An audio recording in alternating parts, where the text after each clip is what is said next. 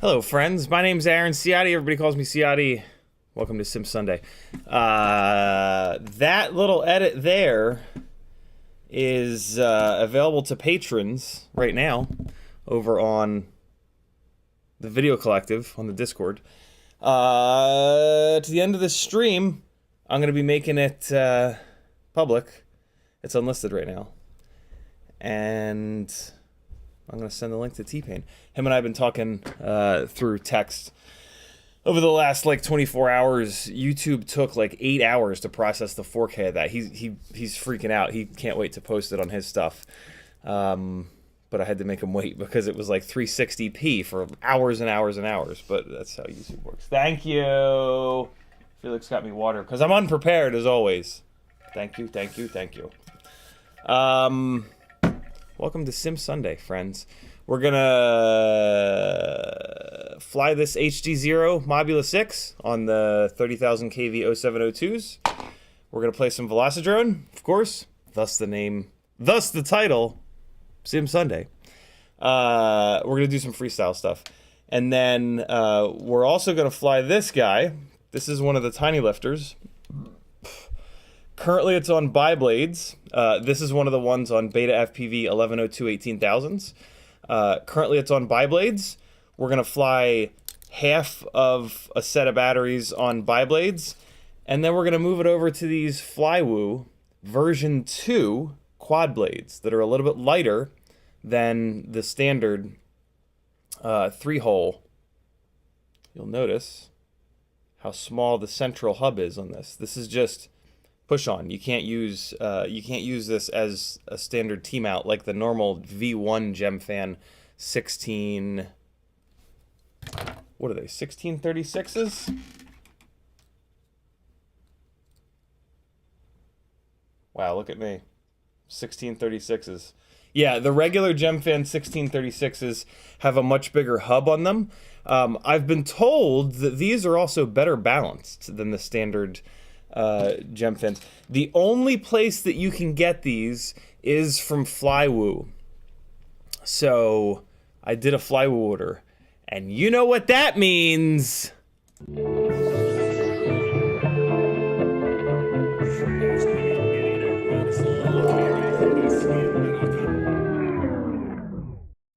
Check out my mailbag. Look at it. Oh.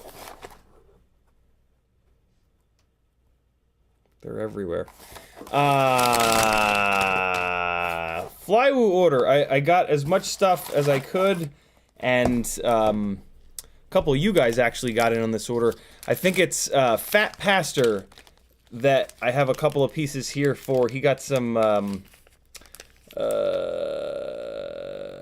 Cinerace 20 parts. This. I think he got a whole bunch of yellow stuff. No. Oh, he got this. I think there was one more thing.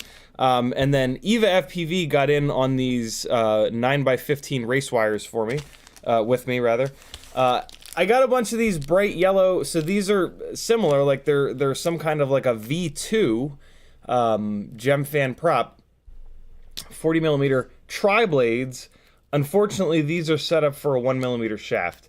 So I don't know if I'll ever use these, but Flywoo is the only place to get them from, so I snagged them.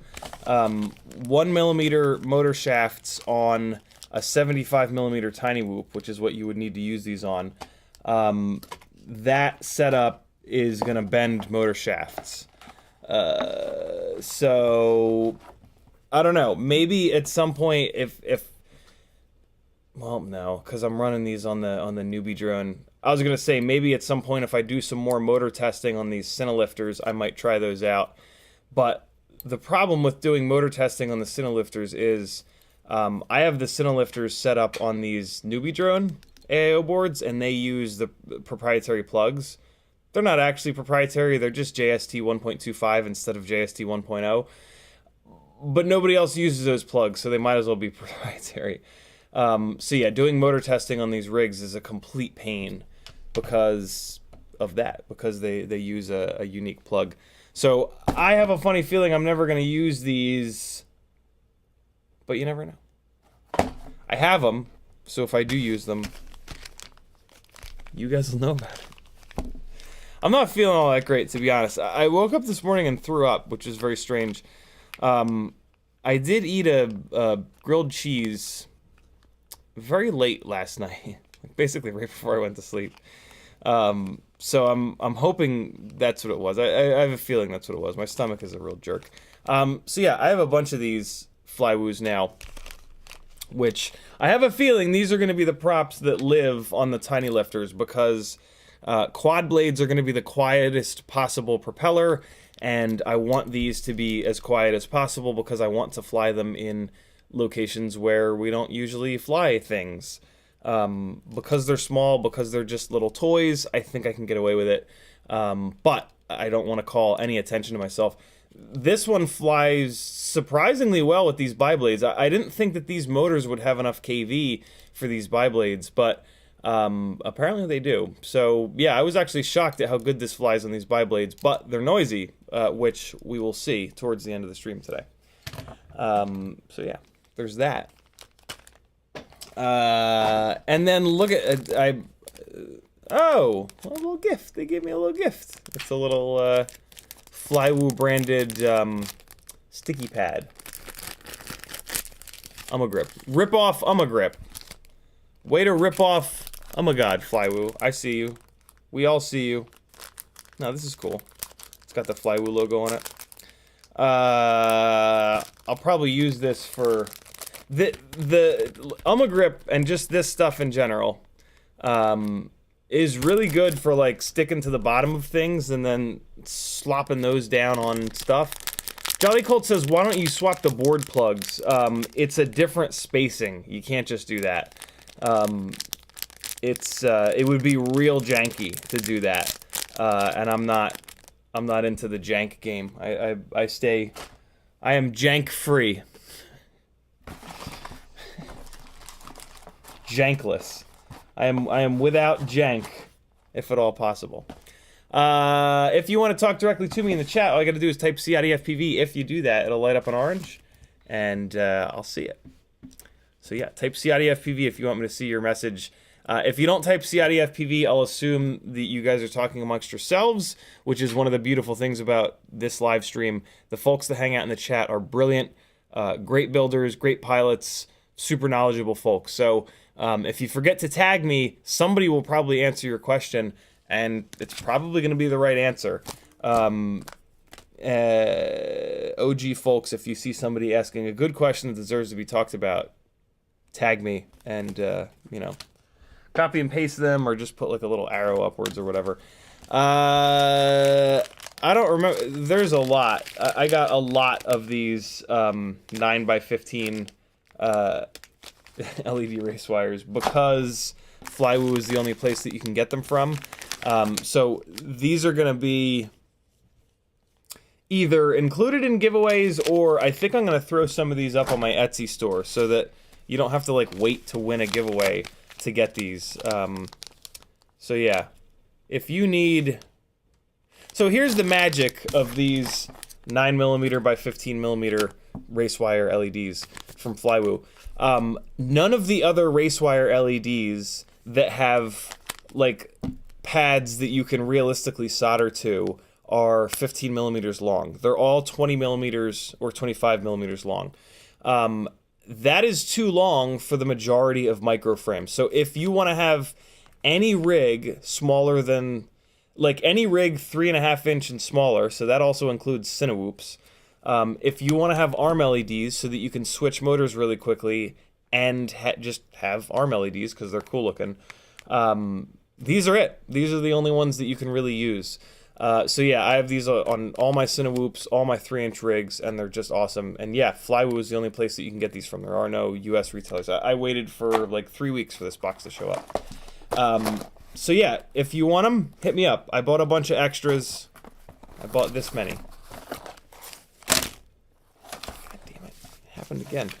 Some of these are EVA FPVs, but the majority of these are mine. So yeah, let me know if you want some, and I'll gladly sell you some. I also did a little order at GetFPV. When I'm flying around the house, you're going to see 2 of the things that I ordered from them. They are Gemfan, it's a Gemfan cube gate, and then 2 big old Gemfan round, just hanging from the ceiling gates. And then I also got these propellers. These are HQ T 90mm by 4. I didn't realize this was a by 4 propeller. The picture on GetFPV was wrong. The picture is of a tri-blade. That's what I was hoping to order. I don't really know what to do with these. This almost... I feel like this is an Avata prop. Wouldn't you think so? Doesn't it look an awful lot like an Avata propeller? I think the Avata comes with 5 blades, so maybe HQ is making a case for 4 blades on it. I don't really have a use for these. I don't want a 4 blade. So if you have an Avata and you want to try 4 blades on it, let me know. I think you can kind of have these. Whatever, for the price of shipping. Yeah, I just have no use for a 90mm. I don't even know if that's the right size for the... That's not the right size for the Avata, is it? These are weird, man. I don't know. If you want a 90mm 4-blade propeller, let me know, because I don't think I'm gonna do anything with these. I wanted these in so I wanted to get these in tri-blade because this is 90 millimeters, 3.5 inches, right? Let me make sure. In inches. Yeah, 3.5 inches. So the Tooth Fairy over there by FPV Cycle is on 2004 motors. I forget what the KV is. They're Axis, the highest KV Axis motors. And, you know what? I don't know if these will clear the big wide bell. But, yeah, I wanted to get so those motors are huge. I put those motors on when I was building that thing as a Cinewhoop. But now it's going to be a freestyle rig. So I wanted to get these 3.5 inch crazy pitchy tri-blades to see how much prop those motors could really handle as freestyle. I guess I could technically run these on there, but I'm never going to leave 4 blades on it, so it's kind of silly. And I just wanted to get an extra set. I've bought 2 sets of the tri-blade version of these before for that, so I just wanted another set because I want to fly it kind of hard. Hold on, let me deal with a spammer. Hide user on this channel. Bye-bye! So yeah, if you want 90 millimeter quad blades, hit me up, and you can have them. I got another one of these little cheap TrueRC Axie Xylo UFL antennas. What's that noise? Oh, Maggie's home. I'm gonna give these one more shot. I've broken 2 of these already. Yeah, the cap falls off. The seam is down here, and so yeah, you really need to shrink wrap. You need to put a piece of shrimp wrap. Otherwise, the first time you hit this, the cap is gonna fall off, and then the exposed CP element is super fragile, so it's just gonna explode. So yeah, we're gonna prep this here today so that it's ready to go on the Rossi. Actually, this is the antenna that I've been running on the full-blown freestyle Rossi. And then the last thing, there's a new 6-inch propeller out. Gemfan, it's a freestyle 6-inch propeller that it looks like Gemfan worked with Ellis Van Jason on. They're tagged with his name. I don't know who that is. But yeah, they're a 6032, 6032, 6 inches, 32 pitch. And I've got these big-ass Flyfish RC motors, these 2806 1350 kV motors. They're going to be going on the Cineglide once the 7-inch arms come in. And the main idea for that rig is to run 7-inch biblades, but if the 7-inch biblades are too vibratey, I'm going to need to move to a tri-blade, and I don't know if those motors are going to be big enough to crank a 7-inch tri-blade, so I wanted to have a 6-inch tri-blade here, and I mean, these are probably the lightest of the 6-inch tri-blades, if I had to guess. Bless you, Felix. And they're a more freestyle-y propeller, which is basically what that's basically what I do. So let me really quickly see what these guys weigh. I think I got rid of all my 6-inch props, so I don't think I have any other 6-inch props to weigh. But 6-inch tri-blades are usually incredibly heavy. So these are coming in, these are heavy too. 5.8 grams. I mean, that's heavy, but it's not that heavy. So yeah, we'll give them a try, and we'll see how they perform on a 2806.5, and yeah, I don't know. The whole point of that rig is to have a ton of runtime, so tri-blades are not necessarily the best way to get tons of runtime. But what I'm worried about is that the 7-inch biblades are not going to be enough propeller for these motors. So it just makes sense to have something here, some sort of a 6-inch tri-blade here that I can use as a comparison point to see how it feels on those motors, because I've never run a motor even close to as big as, well, yeah, no, that's not true. I've run on it at the moment are 2507s, which is a big motor. 2507 is a big motor, but 2806.5 is a lot bigger. Not from a stator volume perspective, though. I don't think this is much bigger. I don't think this has much more stator volume, but it's a lot wider. So yeah, I don't know. We'll see. We'll see how these motors are. I'm also kind of worried that I got too low of a KV. 1350 KV. I don't know about that. I might have kind of screwed that up. Flyfish does have this motor in like 1800 kV.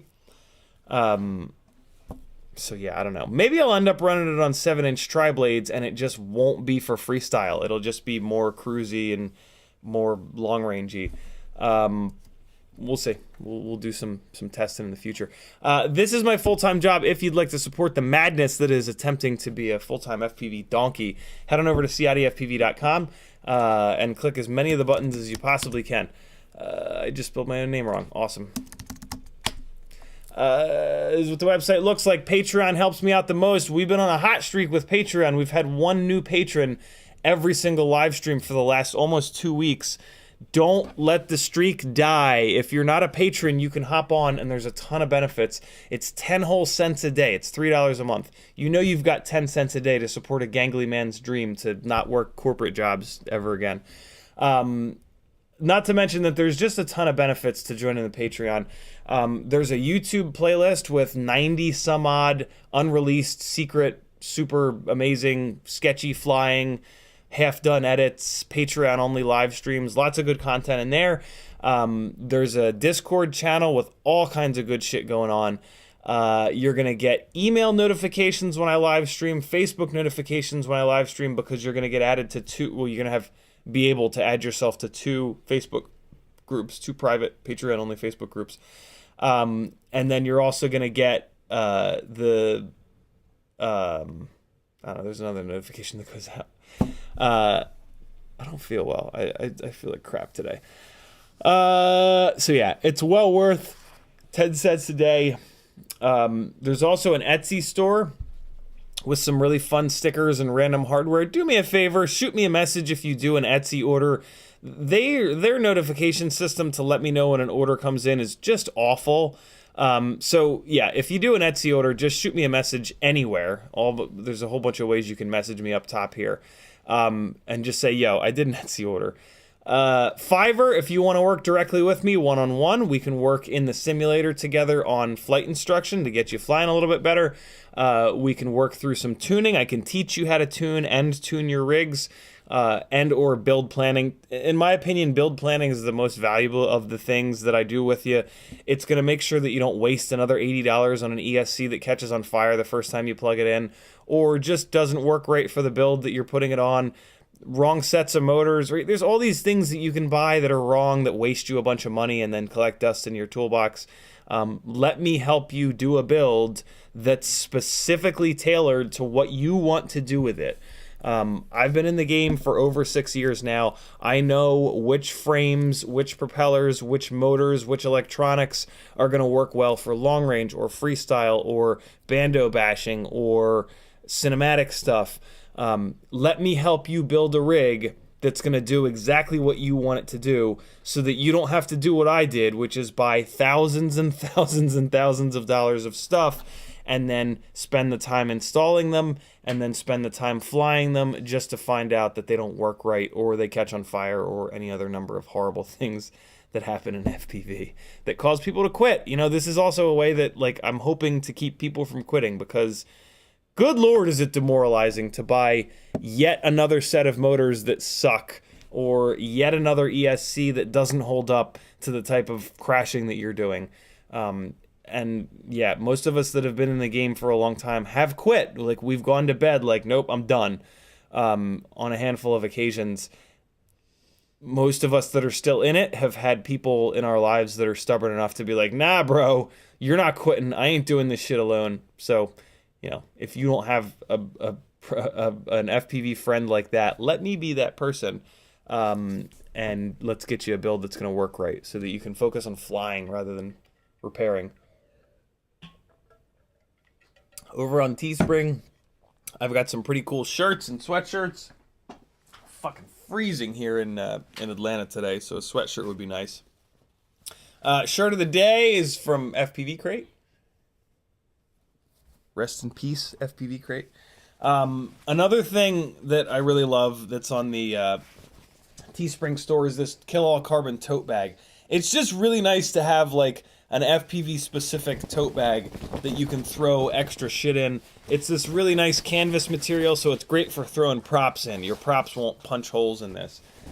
Get yourself a little tote bag. You know that there's like one extra thing that doesn't fit in your flight bag that you always struggle to bring with you. Now you've got a bag. Plus it says Kill All Carbon on it, so when you break carbon fiber arms, you can put them in there. They're not going to punch through that canvas. You've got a safe spot to put carbon and hopefully not get carbon fiber splinters all over the place. If you don't want to do a super chat because the evil Google, YouTube overlords are going to take 30% of it, here's a PayPal button that you can click. And then if you do a PayPal, just do me a favor. Tag me in the chat. Type CiottiFPV into the chat and say, yo, check your PayPal. And then I'll go take a look. And then I'll be like, yo, thanks for the support, bro. That's very cool of you. FPV Exchange is an amazing website. Click it. Go there. Do it. You're going to love it. And then I have a bunch of affiliate links to WeBleedFPV.com, Newbie Drone, FPV Cycle, Amazon. Yep, I know you're ordering stuff on Amazon. Click someone's affiliate link before you check it out. It's free money for us. Get FPV, Oh My God's website, Flywoo, Banggood, Camera Butter, and AliExpress. And then there's a bunch of random stuff here as well. So click all the buttons, and I'll keep creating this free content for you guys. 10 or so hours a week. It's a good deal, isn't it? All you gotta do is click some shit. Just use this finger. Why is it is it running like half frame rate for you guys too? Now it's fine. Be cool, computer. Be cool. Don't be a jerk. Bulldog FPV tagged me in chat and said, there it is. What up, Gangles and CiottiFPV? Apache Smoke says, what's up? How are you doing? Hello, Gangly Gang. How's everybody doing this cold Sunday? Is it cold everywhere? Serves you all right. If I have to be cold, you have to be cold. I lit the little gas fire over here. Actually, I was so cold. Ed K says, happy weekend, CiottiFPV and Collective. Glowstick Spinnin says, CiottiFPV, you the man. Thank you, brother. Jolly Colt says, my only drone is 100% jank, as well as should be, man. All of our rigs are pretty jank, let's be honest. The fact that any of these things fly is pretty amazing. I just, I try my best to have the smallest percentage of jank I possibly can on my rigs. But man, that's a tough one. PJ says, have fun simming. CiottiFPV and Collective got to work, but wishing I could chill with the Gangly Gang. You can always watch it after the fact, PJ. Won't be able to sim with us, but Kevin Sumner says, I wonder if Tiny's LEDs would make that arm LED size if we asked. Almost certainly they would, but we would just have to ask. Have I ever talked to Tiny before? Let me take a quick look on YouTube. Tiny's LEDs. I have not. And it doesn't look. No, yeah, I have. I thought so. Why is it not coming up when I search for it on Facebook? Come on, where you at, Tiny Sleds? Where you at, Tiny Sleds? Hold on. Tiny's LEDs, there's their website. Do they have a link to their social stuff on their website? Come on, guys. Really? Come on, guys. Really? Man. Maybe it's in Contact Us? Nope. Oh, they're in Pennsylvania. I didn't know that. I wonder where I've talked to them before. Account login. Media? Nope. Is it on Instagram, maybe? Let's see. I'm not going to show you guys my Instagram search history. Might be something bad in there. Tiny's LEDs. Hey! It's on, they're on the Instagram. And I'm not following them. What's wrong with me? Oh, they only have 100 followers, so they never do anything. So I've actually never found their Instagram, I'll bet. Let's send them a quick message and say, there we go. I have talked to them. Oh, look at that. I've asked them already. Oh, wow. August 9th of 2020. Yeah. Yeah. Yo, bro. Any chance... yo, bro. Us micro freaks are sick of having to order 15mm long arm LEDs. Arm LED race wires from Flywoo. Any chance you could make that length in the future? The Flywoo ones are 9 by 15 and have 2 LEDs on them. Cool. Worth a shot. All right, back we go. Blitz says, how's it? Long time no chat. Hey, I haven't seen you in a while, Blitz. He says, you won't believe it, I'm fixing drones for a living now. Very cool. What company are you working with? That's rad. Farts. YouTube just did the thing. There we go. And RC Roscoe says, what's up, boss? I've been crazy busy the last few months. Can I just pay on my old Patreon account, or do I have to start another? Roscoe, you talking about like getting your, like, did you stop the Patreon and now you want to get it started again? You should be able to just log in with the same stuff and just join a tier again and you'll be good to go. If you have any problems, let me know. Although Patreon kind of does everything, but maybe I'll be able to help. Kevin Sumner says, reminder for video comments. Thank you, brother. Let's take a look. One of the things that I do is if you can't watch these live streams live, but you still want to ask a question or just be a part of it, leave a comment. You're watching this after the fact, so it'll let you leave a comment. When the live stream is up, you can't leave a comment. And I've been trying my best to remember to... Oh, no, that's not what I wanted to do. Oh, God, come on.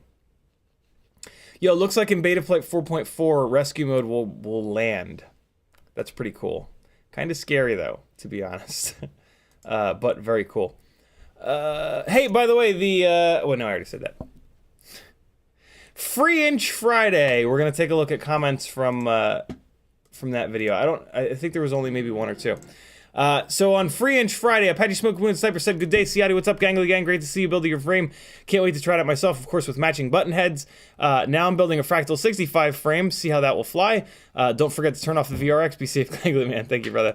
And then we've got Sir Sticks-A-Lot FPV. Says, nice flying, Mr. Bogangles. Loving your work. Thank you very much, Sir Sticks-A-Lot. Great name, by the way. Robax says, as much as I've played with my... this is a good one. I just answered this one, actually. As much as I've played with my SPI D8 RXs and destroyed free sky antennas, I searched and found 32.8 millimeters is the proper exposed element length. Props off FPV informed me of this. I've field tested it, and though on paper other lengths are correct, 32.8 millimeter is the best that I've found. Replacement RXSR XM Plus antennas come in different lengths, exposed elements, hence my search.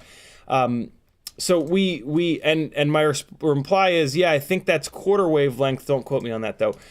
So yeah, 32.8 millimeters is the number that's been around forever. RXSRs, I thought the XM and the XM Plus antenna used 32.8. I believe 32.8 is quarter wavelength. The RXSR went to fifth wavelength, which is a little bit shorter. I'm not 100% on all this stuff. This is like the best of my recollection from years and years and years and years and years ago.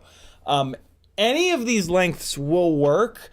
with the tiny whoops, I don't really care because I'm just flying them around the house.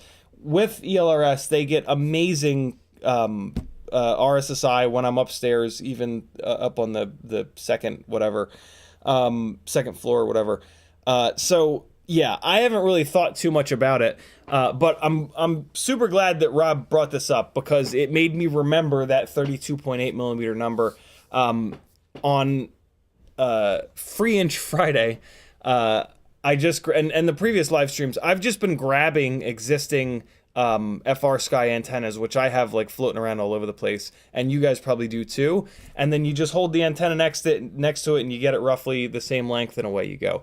That's kind of the easy button for me because I have those replacement antennas all over the place. But now that we've been reminded of that 32.8 millimeter number, realistically, it's going to be 33 because you're not going to get it cut. You're not going to get it cut.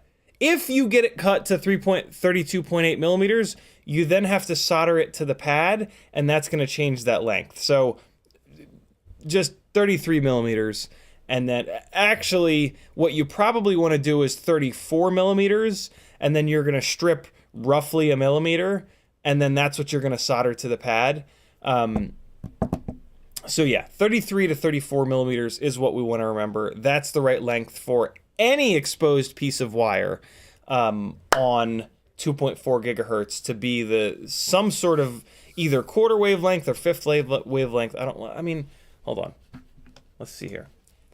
What is the right exposed antenna length for 2.4 GHz?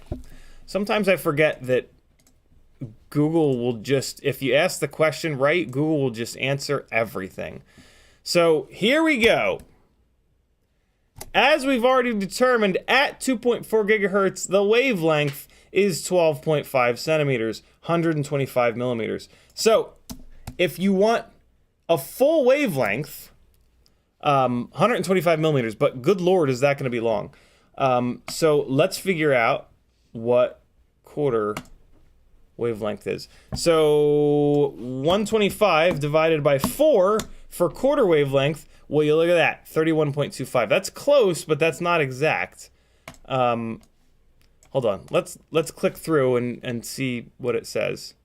Let's search for 125. All right, known wavelength, known frequency. Point out that this is the first thing that's important to understand. Okay. Resonance devices. Okay. Tuned antennas. Blah, blah, blah. Blah, blah, blah. Hey, here we go. Well, this is interesting. So this is not hitting that 33 number. But look, we've got, here's quarter wavelength, which is really close, 31.25. And then here's fifth wavelength, which is 25 millimeters, and so on. Look, the majority of RC antennas are quarter wavelength. Let me see. I cut another little piece. So let me see what I put on the rig the other day. Let me get a little measuring device here, and we'll see if what we cut the other day was quarter wavelength or fifth wavelength. So fifth wavelength at 25 millimeters, man, is that an easy number to remember. So yeah, I think that's maybe the easy button, is just to remember 25 millimeters. This one that I cut the other day, which I based off of another antenna that was sitting in my toolbox, is 28, almost 29 millimeters. Which is interesting because that's like nothing. That's not 33. That's also not 31.25. It's also not 25. So I've got the complete wrong, according to this, in RC Helicopter Fun / RC Antenna, according to this, I've got an incorrectly tuned antenna on that rig. And the signal strength we're getting is like totally fine. Although I'm probably somewhat close to 25 because I do have a little bit of that antenna soldered to the pad, but not quite enough. Realistically, once that antenna got soldered to the pad, realistically, I bet you it's looking like it is about 27 to 28 millimeters. So I've got a 27 to 28 millimeter antenna on that rig, and it's getting great signal. Better than it did with the ceramic antenna on it. So that's interesting. Yeah, to be honest, I'm just gonna remember this 25 millimeter number, and I'm just gonna do, because that's just so easy. Oh, well now, hold on. I gotta know what an RXSR is, and I think I have an RXSR floating around here. I think I just saw an RXSR the other day. I need to, because I'm pretty sure I remember the RXSR using a 5th wavelength antenna. Nope, this ain't the bag. There's another bag here with an RXSR in it. Where the hell is it? Here it is. Let's see. I feel like every single one of us has an RXSR floating around somewhere. Yeah, this is not 5th. This is not 5th. No way. I can tell that it's longer. Let me see what it is. This is...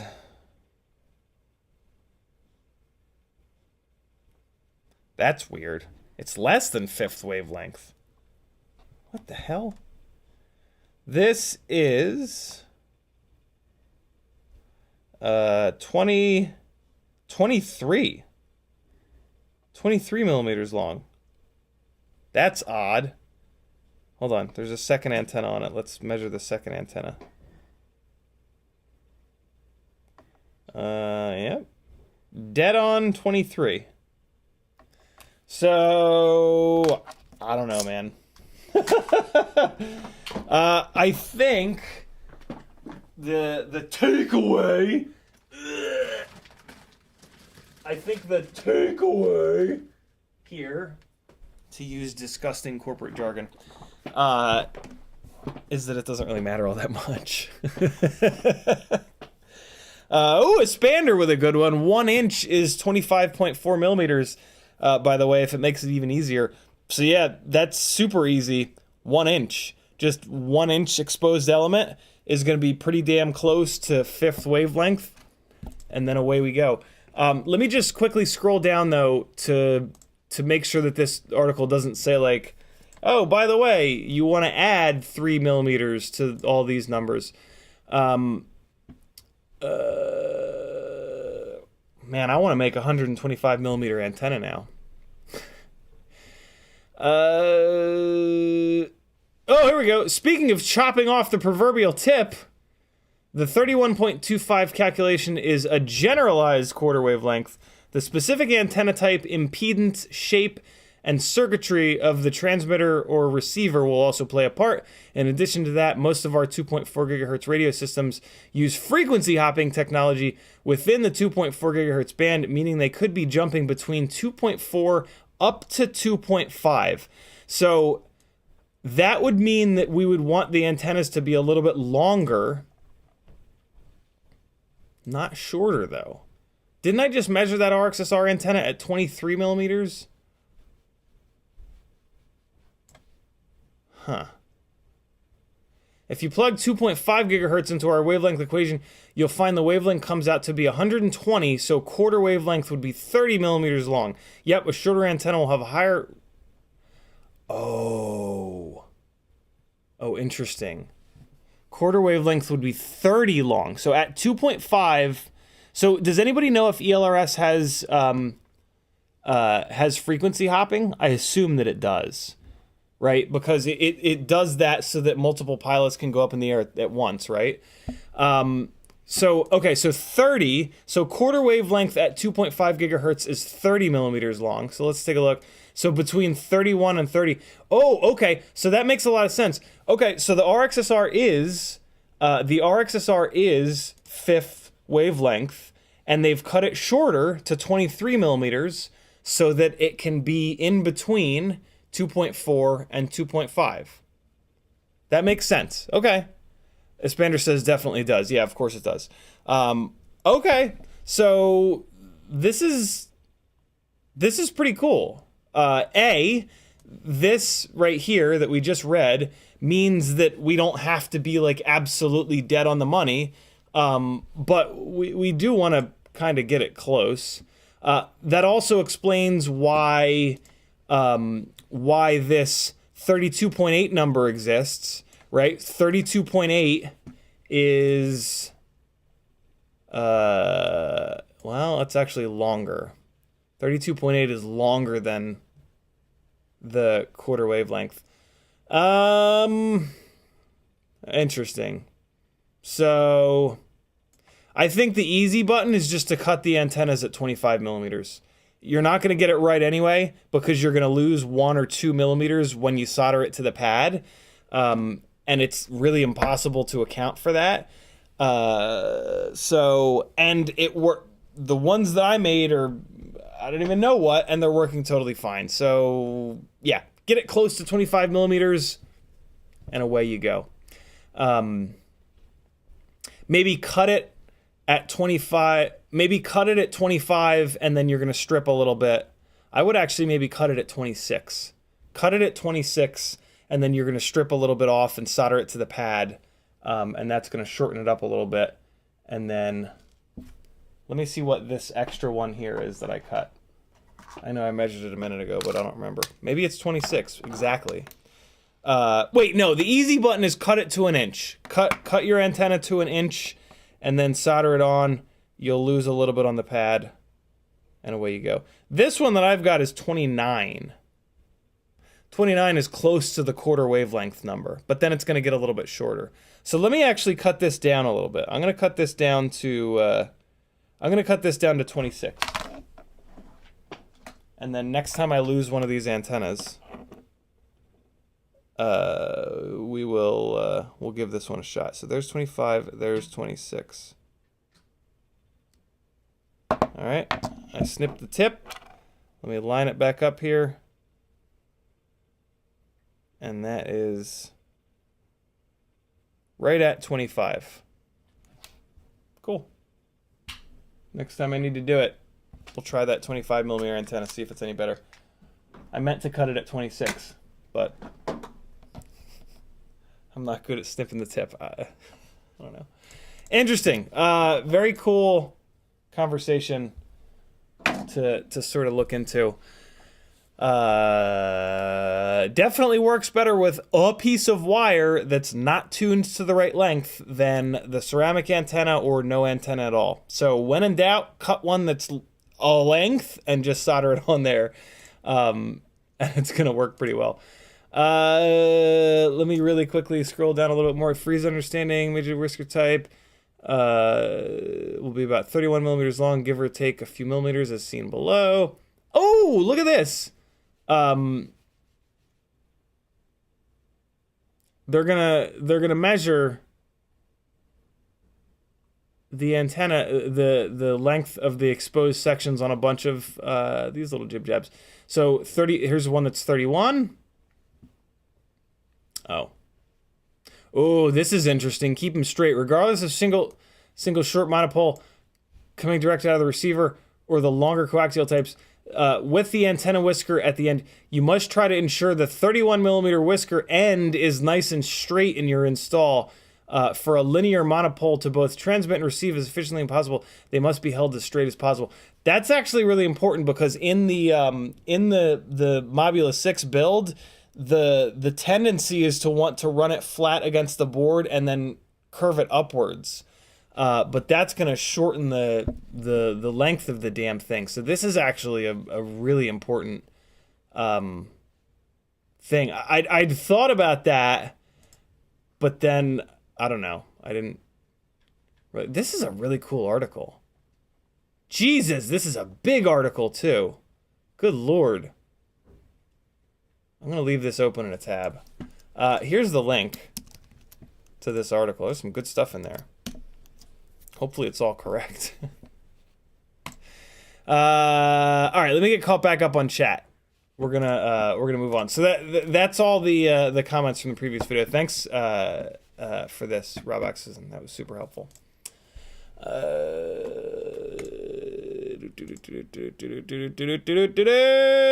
Let's no, we got that.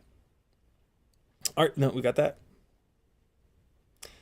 Here we go. RC Roscoe says, "What's up? I've been crazy busy last few months." Oh, no, we got that. Frank Nicholas dropping the CiottiFPV.com link. Thank you, homie. Jason Crabtree says, "Is your Velocidrone on the current version?" Maybe. I have not updated Velocidrone in a while. So if they've put an update out within the last, let's say, 2 months, I am not on the most current version. But as of a month or two ago, I was on the most current version. Blizzard FPV with $1 super chat. Thank you, homie. He says, for the past few weeks, few feet of snow. Jesus. -20. Oh, C. Okay. That's still fucking cold. Jesus. What else we got here? Athix says, hey. Blitz FPV says, it's a local company here in South Africa. Very cool, Blitz. I love that, man. Athix, I have not gotten your X12 in the mail yet, but it's going out. I ran out of padded envelopes. I'm waiting for more to come from the Amazon. I have to do the order first, but yeah, I'm gonna do the order tonight or tomorrow. Speaking of tomorrow, I'm driving up to Joshua's to work on a super secret project, which should be pretty cool. You should see the edit. I don't know.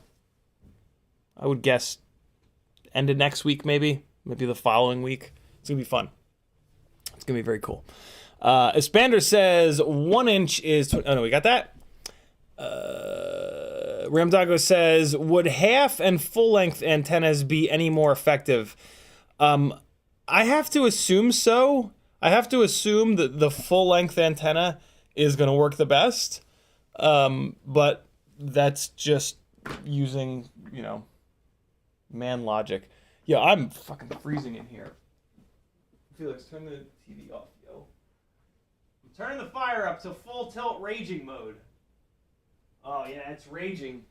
Thank you. It's raging, damn it. Espander, what? Great. Espander says definitely does. That's from the conversation we were having at the time. And then Jay Drone says, I'm not good at snipping the tips. CiottiFPV, November 22nd. All right, let's do some more things. What do you guys say? What are we doing today? Velocidrone Freestyle Q&A. We've been doing that. Ultimate HDZero. Yeah, let's play around with some tiny whoops before we dive into the sim. So, hey, I've got this is our daytime stream, so I've got daytime lighting. Oh, I could actually fly around outside. Man, I got a lot of shit in front of that door, though.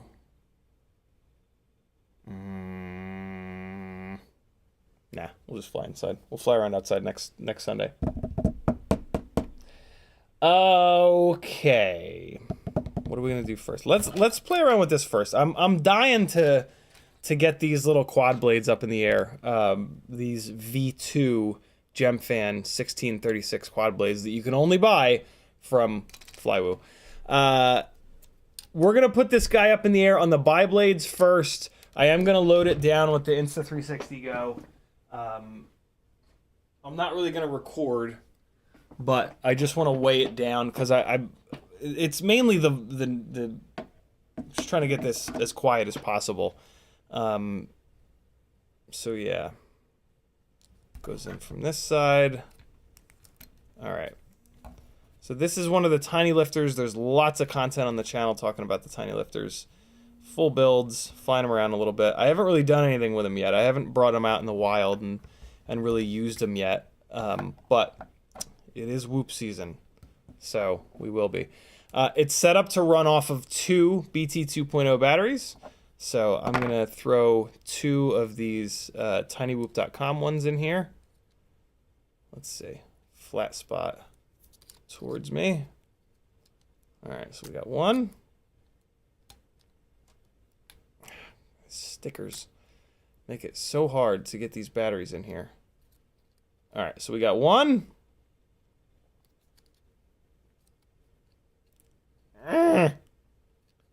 Get in there. Yeah, all right. So you can plug the first one in, and then flat spot away. And get the second one in here. Okay, cool. I do have these guys on Express LRS, so I don't have to change anything on the transmitter side of the world. And they are analog, so I'm going to plug in this VRX for you guys.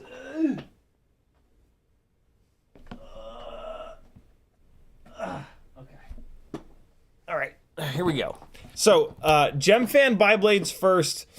This is, let me give you guys a weight. These guys are heavy. It flies like a the reason for the name Tinylifter is because they fly like a Tinylifter, which is to say that they fly kind of crappy. Not crappy, they're just overloaded. 78 grams all up on a 1.6-inch propeller. So yeah, they're not freestyle monsters. They're meant to carry a cinematic camera that's kind of too heavy for the platform in the same way that Tinyllifters carry Reds and REs and cameras that are way too heavy for the platform. So yeah, let's do it. And welcome to OpenTX. Let's go over to here. I gotta get the VRX cranking again. USB 2.0 camera. There it is. All right, plugging in the second battery. So the main thing is just give it a listen. We just want to listen to the noise level here on the biblades. We'll do a couple flips and rolls to get an idea of the flight characteristics as well. But the main thing that we're out for here is a little bit more quiet. Transmitter was sitting on the battery warning screen. Here it comes. There it is. All right, friends. Here we go. Biblades first.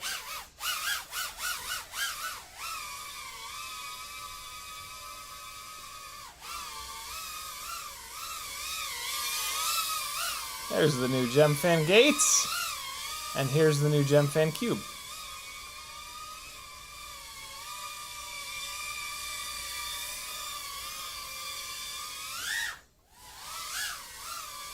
So it's got some power. Like it's not terrible.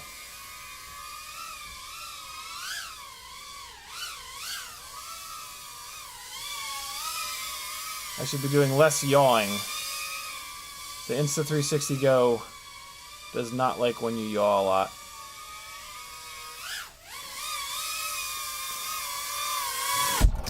Because it's at 24 frames a second. All right, so I might have run that a little bit too hard. I was hoping to do half the battery. Hold on. 3.98 per cell. Yeah, it's about right.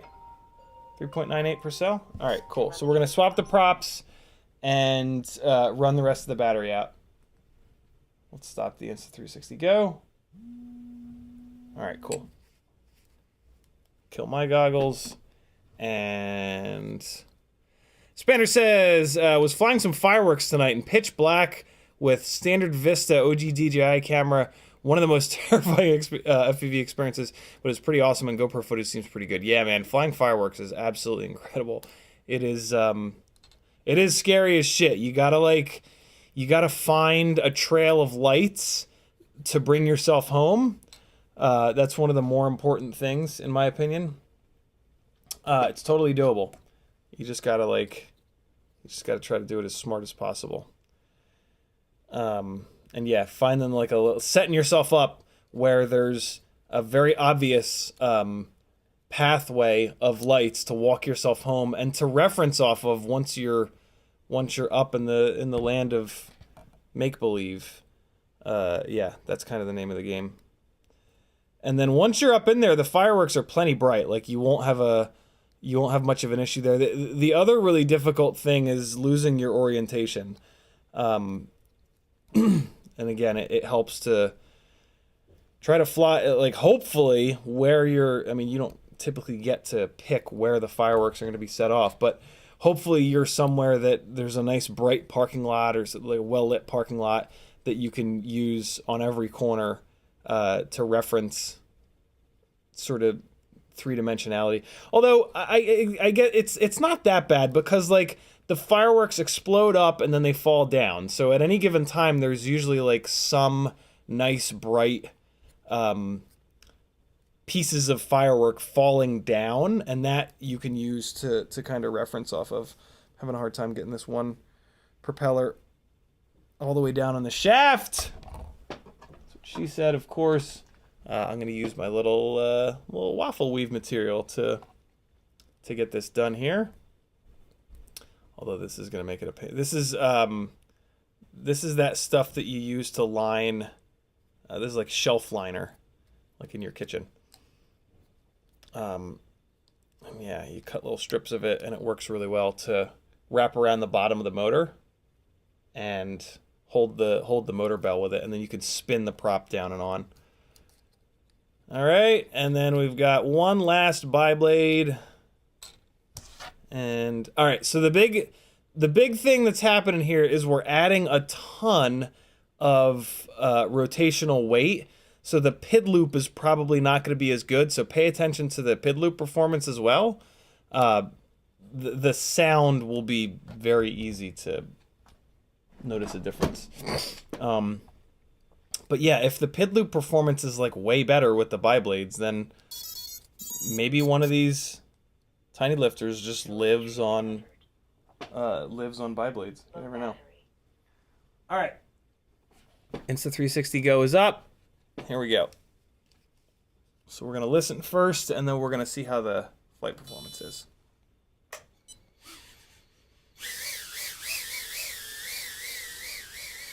So like it still makes noise, right? Like it's not. That's not a fair comparison. I didn't fly up overhead like that with the biblades. It's just a different noise, and I feel like it's a noise that doesn't carry as much. I also didn't fly out here. But let's check the flight performance out here. These propellers are going to have a lot more grip. Whoa, okay, so that was an uncommanded fail.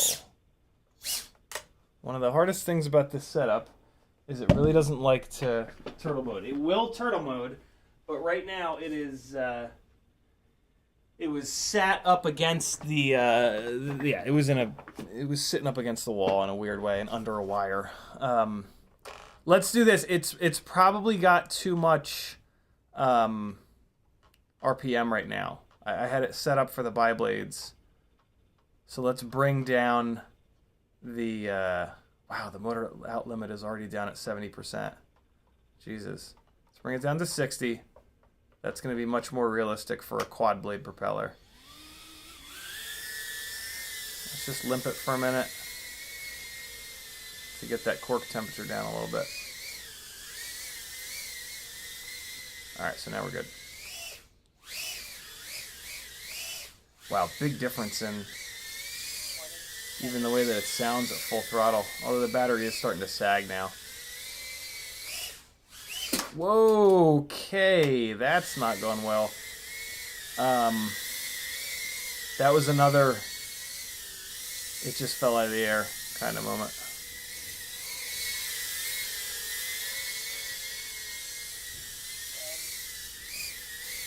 Man, look at it bobbling around.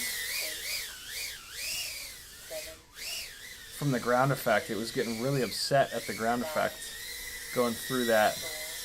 Hey, see it? See it kind of bobbling? Oh boy. Yeah, see that's full tilt on the. Let me see if it's leaning up against something. No, it should be able to turtle mode over right now, but it won't. So yeah, that's one of the scary things about these rigs is that they don't really have quite enough thrust to turtle mode back over. I gotta be honest, I'm not blown away by these quad blades. I do have another one of these rigs that's on the newbie drone. So these are BetaFPV 1102 18,000 kV motors. And then we've got them motor limited way the hell down there. I have another one of these rigs that's on the newbie drone Flow 1102s, which have bigger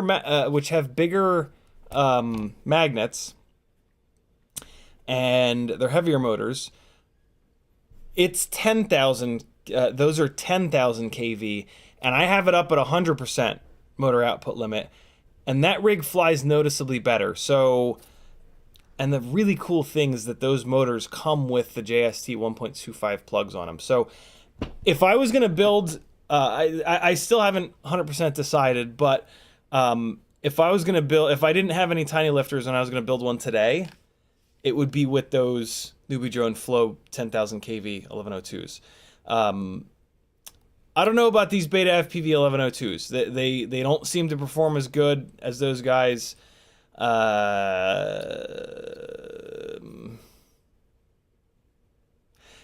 to be honest, since they're the higher kV, it kind of makes sense to have them on the biblades. So this was a test. I think this rig with these BetaFPV motors is going to stay on biblades, and this is just the biblade rig. What did you guys think about the difference in sound? What I should do is fly two rigs back to back, like just one right after the other, which I can do. I'm going to put this back onto biblades, and then, so I actually have three of these things. One of them's on PH 2.0, and it kind of flies like garbage, but that one's on tri-blades. So we're not going to do it here today, but maybe this coming Whoop Wednesday, we'll fly all three of these back to back to back. I'll load them all up with batteries. I'll take it. I'll fly the exact same path with all three of them. I'll come put it down on the ground. I'll fly it around the couch 2 times, and then I'll fly it. I'll open the door to the garage. I'll fly it out into the garage to give you an idea of what it sounds like when it's like through a doorway. And then I'll fly it right back in here, land it, and we'll plug another one in, and we'll do it with another one. Yeah. And maybe I can bring, like, so I can maybe do this, right? So I'll bring this up and put it on screen, and then I can like zoom you guys in on the decibel meter here, and then you guys can take a look at where this kind of hangs out. You know what I mean? It's a cool idea, right? Yeah, so we'll do that on Whoop Wednesday. Somebody remind me on Whoop Wednesday, because I'll more than likely forget. So there you go. There's some Tinylifter flying on these new Flywoo, not new, but these V2 Flywoo quad blades. I don't feel like these are that much better than the standard 3-hole 1635s, but they are lighter for sure because they've got the smaller hub. So if you're doing a Flywoo order, might as well snag some of these. And yeah, I can't imagine that they're worse than the V1 with at least they're going to be a little bit lighter, which is a good thing. I don't think they're a great match for these crazy high kV motors that I have to motor limit way the hell down. So yeah, we'll do some more tiny lifting on this coming Whoop Wednesday, which is good because I don't have a whole lot of other stuff to kind of like work on. What I will say is that since these are a single hole hub and not the 3-hole hub, you can't use the prop locket to remove these. Luckily, some Tiny Whoop propellers are the 1.5 millimeter hole or the 1 millimeter hole is like almost undersized, it seems, and they're really hard to get on and off the motors. Luckily with these, it looks like the center hole is perfectly sized where like they're holding on really well. Like these are never gonna fly off the motors, but I can also, with my bare hands, remove them from the motors without a lot. I am having to use this, my little kitchen drawer lining material to hold the motor nice and solid, but this is the one that was hard to get on though. This is the one that's going to be the real test. Shit, yeah, this one's on there pretty good. So this one is going to be a fight. I'm also trying not to like ruin the propeller as I remove it. It's coming off though. There it goes. Yeah, so these are yeah, it's coming off. Cool. I've had situations where I cannot get them off by hand, and then you got to get a lot more medieval. And you can when you have to get medieval like that, you can fuck up the motor, you can fuck up the propeller. Who cares if you fuck up the propeller? It's really annoying when you mess up the motor. I've actually had situations where I can't get them off at all, and I have to come in with flat cutters and just like I just mangle the hub of the propeller. Jesus, so annoying dealing with these. It's just my fingers hurt. Oh really? Well, now your back's gonna hurt because you just pulled garden duty. What movie, friends? The 1.5 millimeter center hole biblades go on much easier. They're just about perfect. My fingers hurt. Oh yeah? Yeah, do they? Oh yeah? Fingers hurt? If nobody knows that movie, I'm gonna be pissed. Felix, your mom's calling you. Huh? What? Okay. Yeah, clean up your room. Yeah.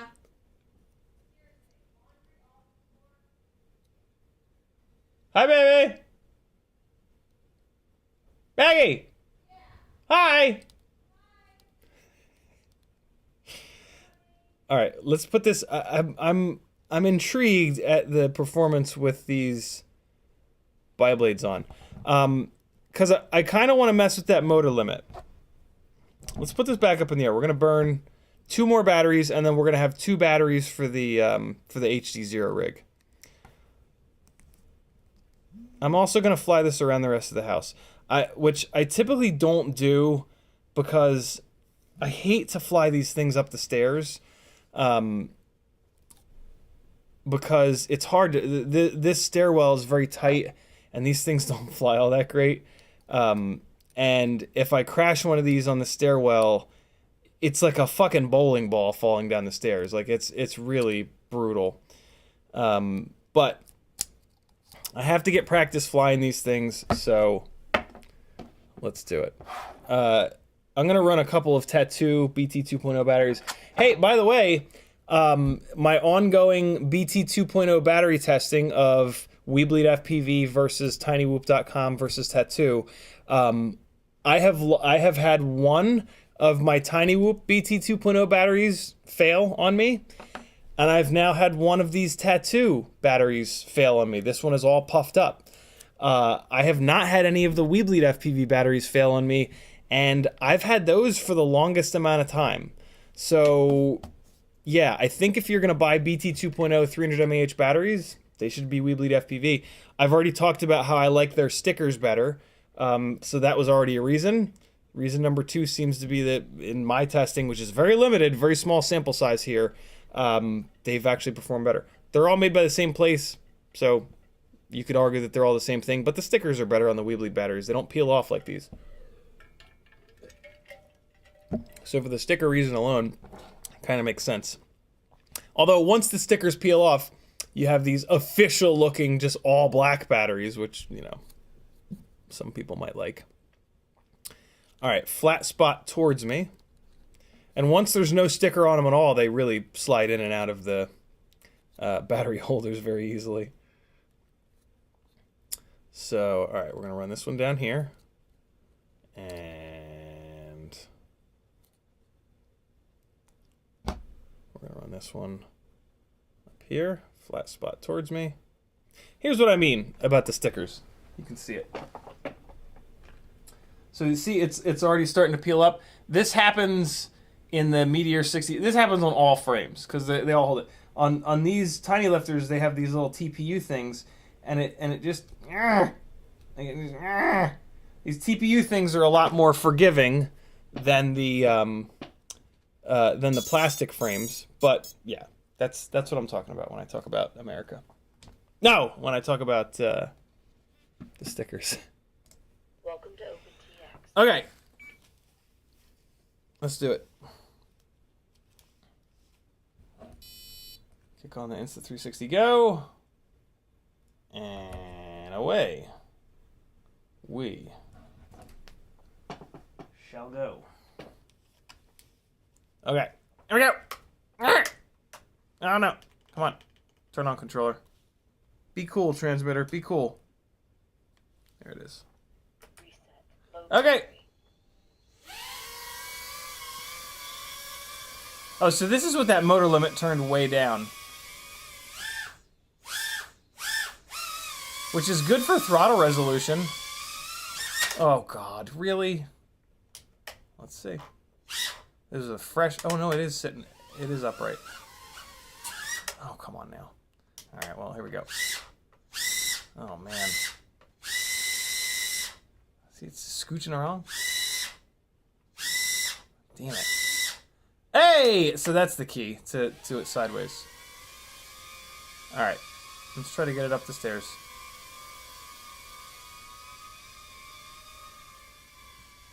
Calm, calm, calm. Yes, there we go. All right, let's fly a little Cinewhoop path around the house. So yeah, you want to fly this like a Cinewhoop. That's what it is.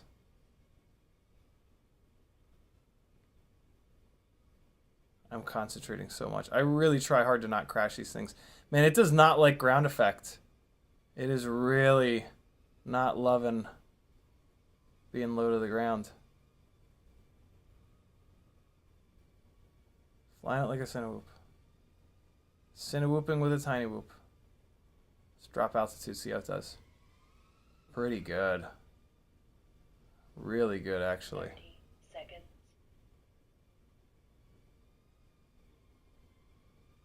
Whoa, boy. All right, now the hard part, coming down the stairs. Oh, boy. Don't. Yay! There we go. Seconds.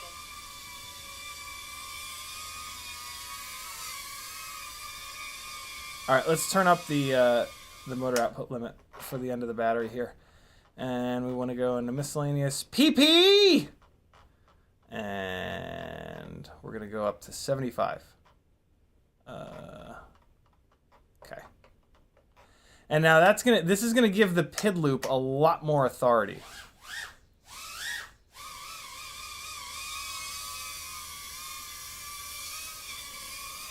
Man, it still does not like turbulence. 10,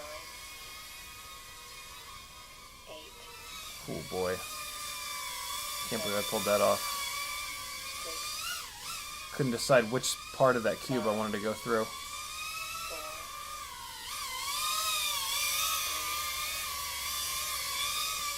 3, 2, 1.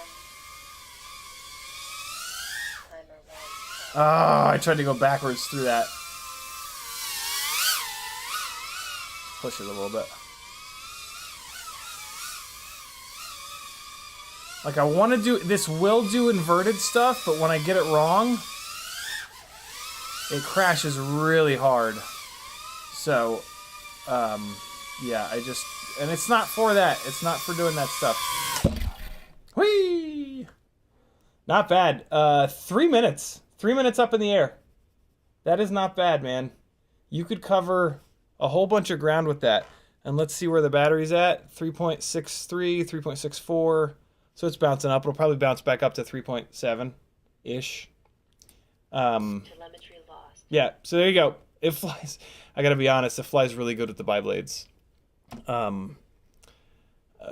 But I'm really looking forward to trying the one on the bigger motors with these quad blades.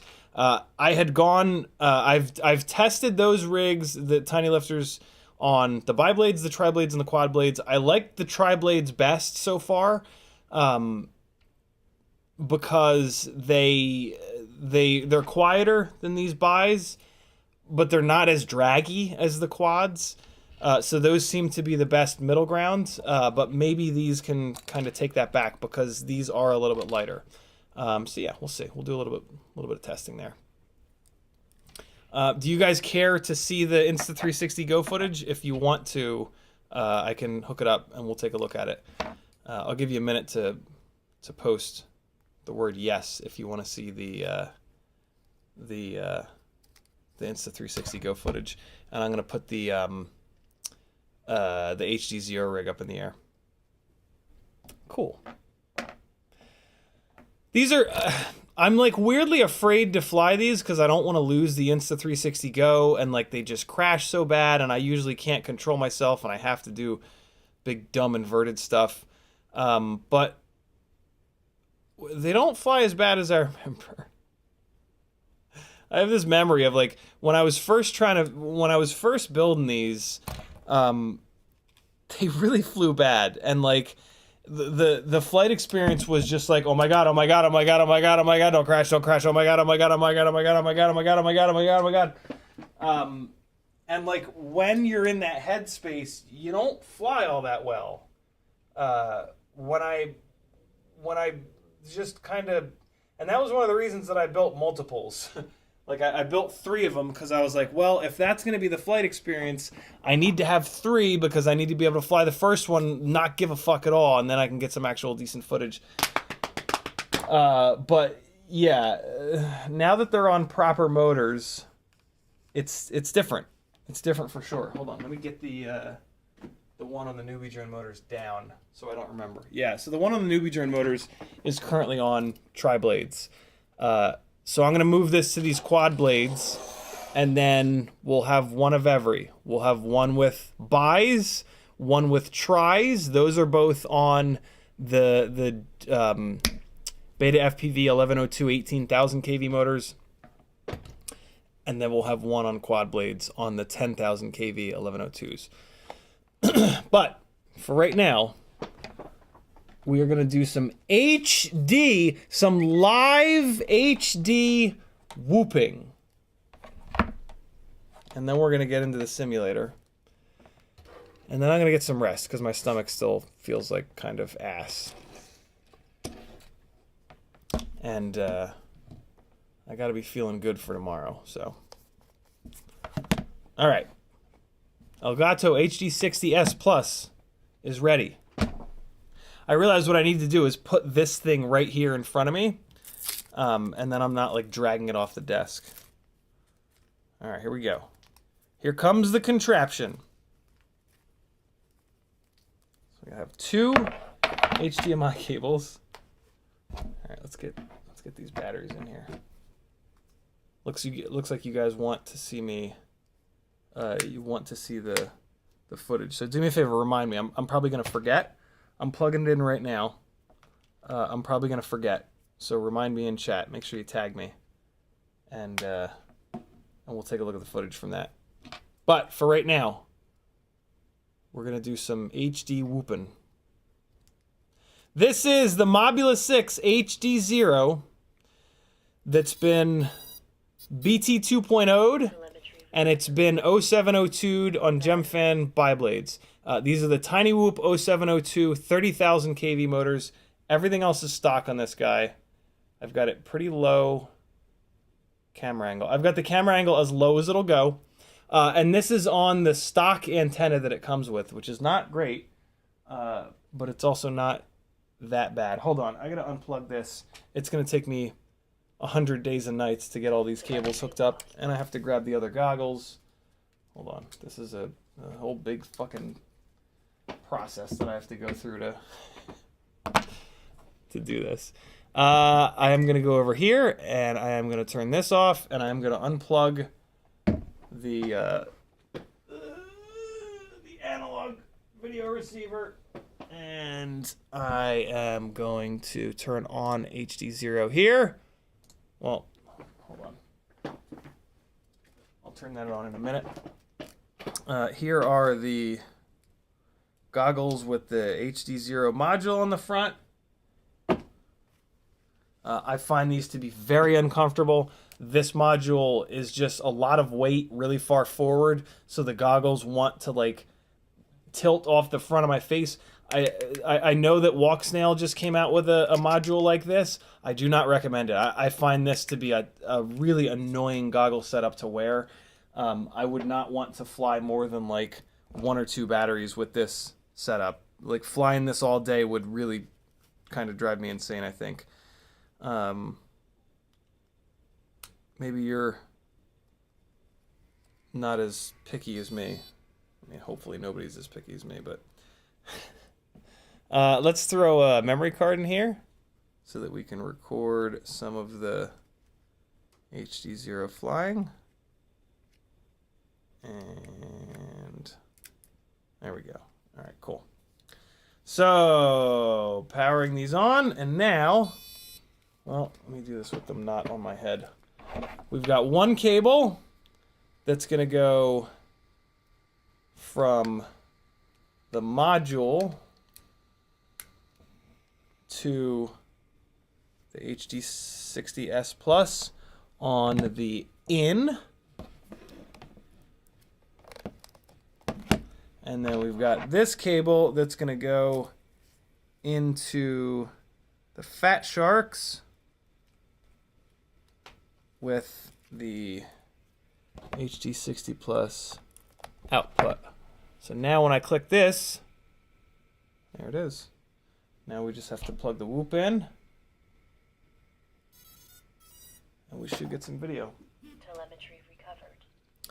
And now I have to put this big gangly fucking thing on my head.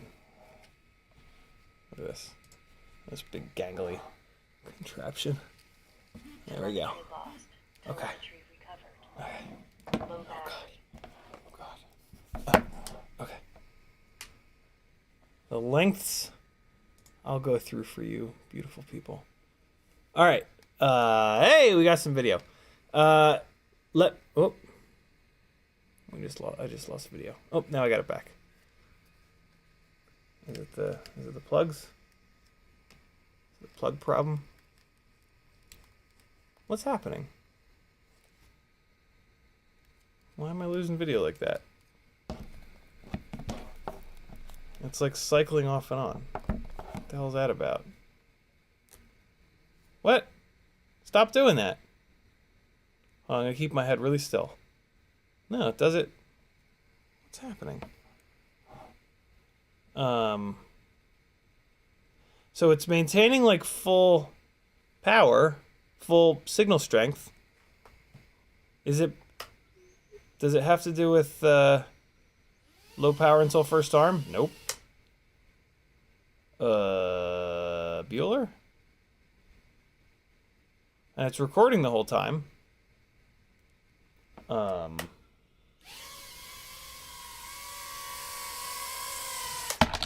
Let's try unplugging it and pulling it back in. Telemetry lost. Check all connections. MIPI cable looks good. Camera looks fine. The hell? Alright, maybe it was just cranky. Telemetry recovered. Plug it back in. Low battery. And I'm gonna I wanna change the video format real quick here. So if I hit to the left, I think. Oh no, well let's just go. Man, this thing hammers the shit out of the battery. Okay, yeah, it looks like it was just grumpy a minute ago. I don't know, it was weird. Dude, look at the battery voltage though. It's all the way down to 3.95 already. My God. All right, here we go. Let's hurry before the battery is empty. Uh-oh. Okay, we're good. I'm gonna turn the OSD off to get some good footage with it.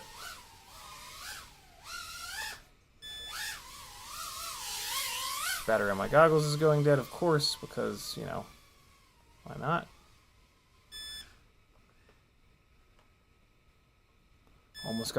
Almost got by the fan.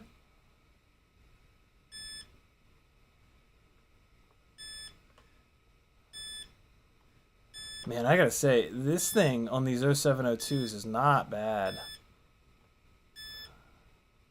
So sorry about the beeping, friends.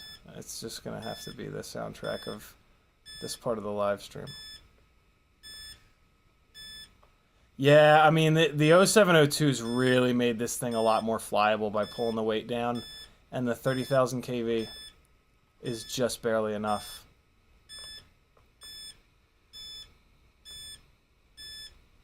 Let's try this new line that I figured out the other day. Oh, shit! Oh, boy. I really try to not crash this thing, because it's just kind of heavy and expensive, but it's going to happen no matter what, so...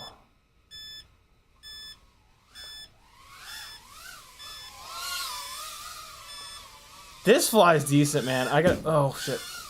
I gotta be honest. I mean, it doesn't fly like the analog ones do, for sure. Oh, man, I put the thing onto my freaking lap. But, yeah, it flies decent. Let's do some smooth flying.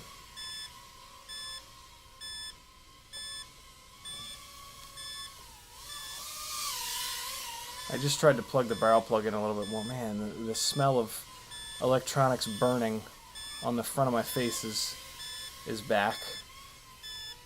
That's something I haven't really gotten used to while wearing these goggles. Ow! From this module in the front. Let's do some smoothing. Some smooth grooving. Uh-oh. Battery's dead. That's not a bad runtime. Okay. Shut up!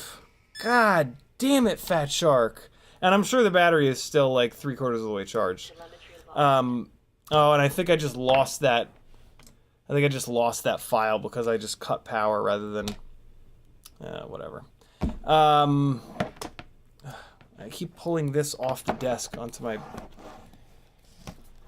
effing lap. These HDMI cables are so thick that like.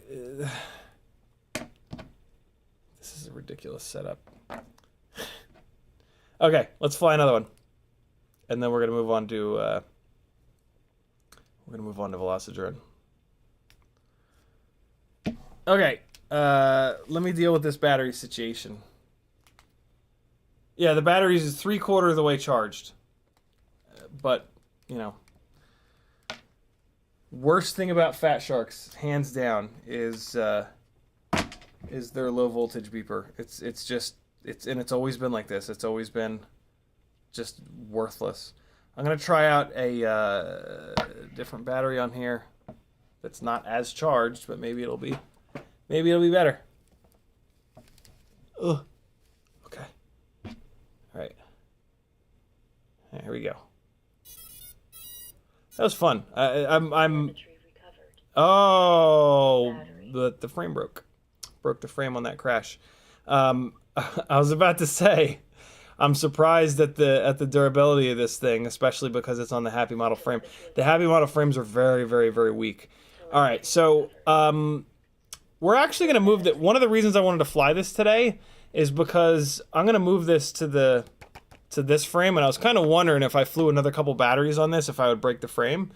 We're not going to move this over to the fractal frame today. It was flying okay towards the end there. So let's see if it will continue to fly okay. See, look, this is how heavy it is. Like it like falls. You can't like. It's too heavy. Too heavy. All right, one more battery of HD Freestyle whooping. Here we go.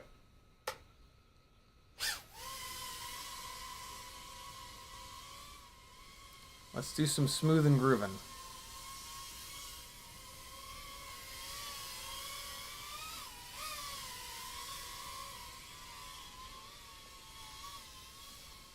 Mad smooth whooping. Do you guys like a mix of smooth flying and like chaotic freestyle? Do you like only the smooth flying? Woo! Let me know. Usually I want to do crazy shit for you guys for, you know, bragging rights. But if you guys prefer the smooth flying, you can do more of that.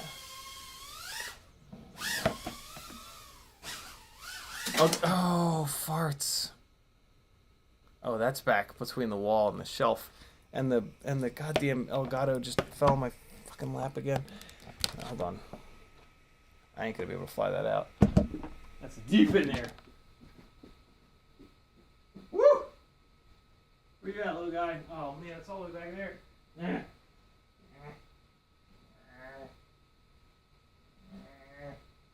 Where is it? There it is. There it is. Alright. Let's fly it into the fire and see what happens.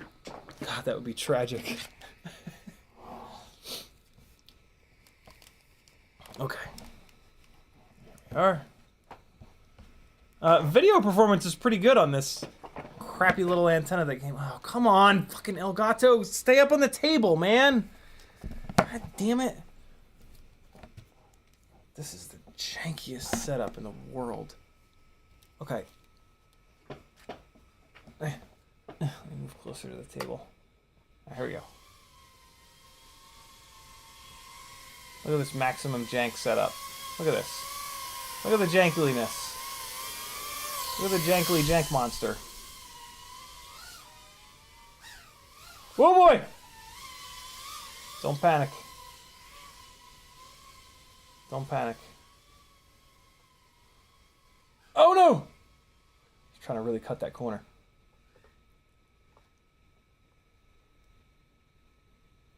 Yeah, look how good the video performance is right now. I mean, I'm like an entire floor above myself. Look at that. It did not do that. I mean, the difference in flight performance between this and the motors it came with is absolutely absurd. When I had the 0802 EX 30,000 kV motors on it, it did make more power than this, admittedly, but it was kind of making too much power. This is the right mix. And this is significantly lighter. So yeah, this is the way to go for sure. Wish that fan was on. Yeah, these 0702 30,000s are the jam. Oh boy, yeah. I mean, it is still heavy, like as you can see there, like that big bobble. Ooh, what's in there? What's in there? What's in there? Look at this. I live with the best people in the world. Look at these beautiful people. Subscribe, yo! Look at that guy. Oh, wow. Got some breakup in that bathroom. Let's come back down. Woo! Good timing. There we have it, friends. 3 minutes right on the nose.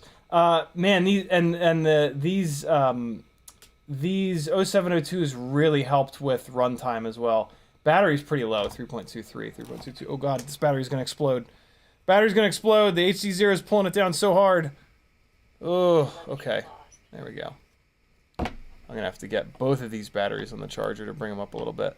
All right, now it's stopped the recording. So we'll have some of that video. Man, I don't remember it flying as good as it is right now. I'm very tentative to put it onto the fractal frame, because it's going to be really hard on these motors, and you can't get these motors. That's what has kept me from putting it on the fractal frame so far. And yeah, I don't know. I didn't realize that it was that good of a freestyle rig. I had kind of decided that it was going to be like a more cinematic-ish rig. But the footage out of HDZero is not really all that cinematic. Like it kind of, I don't know. I don't think it looks all that great. It's like very milky. You know what I mean? But that was pretty fun from like a freestyle perspective. That was. Oh shit! I broke the canopy too. Oh wow. Yeah, this ain't a freestyle rig for me, yo. Hold on, I'm gonna show you the damage. Jesus. Okay, that changes things. They give you an extra canopy, which is really nice, but yikes. It's heavy, man. It's heavy. This is 50% heavier than a normal. I'm sorry, 25% heavier than a normal tiny whoop. So think about that in terms of a 600 gram rig, right? Like you've got a 600 gram 5-inch freestyle rig that crashes really well, and then you make it go from 600 grams to 750 grams. That ain't gonna crash anywhere near as well anymore. So yeah, Jesus, that broke in like a part that's got a lot of plastic there. That's like a big, thick plastic bit to let go. Know what I mean? Yikes. I'm glad they sent a second. I'm glad they include a second canopy. And here, this is always where these Happy Model frames break. I mean, that was... Oh, wow, it broke in the front, too. Jeez. It broke up front here, too. Come on, Logitech. You can do it. Do something good in your life, Logitech. There we go. Look, it broke in the front and on the side. And that was like one, maybe two big hits.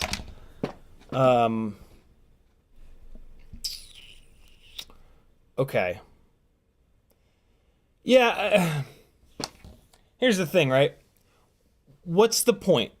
Like, what's the point of this being a freestyle rig when the analog Mobula 6 CLRSs are quite a bit better, right? I'm going to keep this on the 0702s, but then as a cinematic rig, what's the point? Because the footage kind of looks like ass anyway. I guess maybe what I'll do is pull the footage into Premiere and... So the one big problem with the footage out of this is like there's no contrast at all. So maybe in Premiere, if I push a bunch of contrast in and push a bunch of sharpness in, maybe it'll become a lot more acceptable. Know what I mean? But for the time being... but what I was saying a minute ago, like, what's the point of this being a freestyle rig? Like, this footage, like, you guys aren't gonna not watch me fly analog, right? Like the feed coming out of this. First of all, I'm sick of doing this Elgato double HDMI wired in nonsense. This is super annoying. But also, like, it's not that much better looking than analog for the feed for this live stream, right? I'm gonna fly the analog rigs better, and that's kind of what I would care about if I was watching the stream, right? So what's the point? If you don't have analog, I get it, right? Like if you go all in on HDZero, get rid of all your analog stuff, you buy the HDZero specific goggles. I get it. For you, it makes total sense. You're gonna have a hard time with the durability, but you know, welcome to welcome to FPV. For me though, I think it makes more sense to have it be a more cinematic rig. We'll bring the footage. Oh man, I'm so curious. I'm so curious as to what the footage will look like in Premiere with the contrast turned up. And I have Premiere running right now. So really quickly, let me see if I can yank it in and yank it out and then yank it back in. I'm gonna get caught up on chat in a second here, but let me just grab this real quick and where does it store the footage? I forget. It's here in movie. That's a TS file. 396, 254, 5.3. Okay, so it's this is it. Let's give it a second to pull off of that card. And all right, sweet. So let's drag this into here. Wait, hold on. Let me make sure that I have room for it. Okay. I'm going to pull this into here. I'm just going to grab this adjustment layer, copy it, and I'm just going to really quickly do a little something something here. Okay, let's blow up the scale. 200, no, we want 300. There we go. Yep, it's 300%. And now we're going to come into the adjustment layer, come into Lumetri color, and just do a super quick. I mean, it's already looking way better. These are the settings that were already there from some GoPro footage. Let's do this. We're going to do a white balance. One of the reasons that I picked a neutral gray for that wall is because I can white balance off that wall. So let's try that one more time. Oh God, it's having a hard time. Oh, come on now. Give me a good white balance. Nah, it's having a hard time. Let's zero that out. Let's zero that out.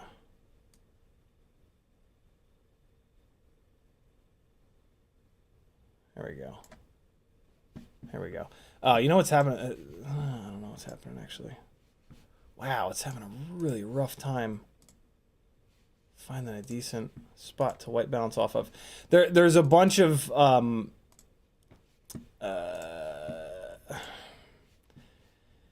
cameras like this will have like inside the gray. If we zoomed in here, well, maybe we can. They'll be like, yeah, you can't really tell. You can kind of see it here. There's just digital noise, and the digital noise shows up as magenta and green. So then when you pick a spot to white balance off of, it'll pick a digital noise spot, and then it won't really white balance properly. So let me just do a quick manual white balance here. All right, that's somewhat close. Let's take the exposure up and down a little bit here. We're gonna come up a little bit there. We're already pushing a shitload of contrast in. Let's push all the contrast in. We'll go all the way up to 100. Highlights. Let's see if we can get those highlights under control real quick. Let's leave it around there. Shadows. Yeah, right around there. And then we got, let's zero out the blacks and the whites. And then we'll try to set them real quick here. Okay. Okay, so that's a real quick. All right, I mean, man, that looks a lot better. Yeah, I mean, that's 1,000 times better than analog. Man, that ain't bad. Hold on, let me give you guys full screen. Come on. And this is full quality. This is this weird .ts video format. What just happened to the frame rate? Might be the computer. Struggling a little bit. Man, that's pretty good. There's no ducts in view. Corners are clean. Damn. All right, yeah, we're gonna put this into a fractal frame, and then it's gonna be like a cinematic tiny whoop, the world's lightest cinematic tiny whoop. Premiere's having a hard time.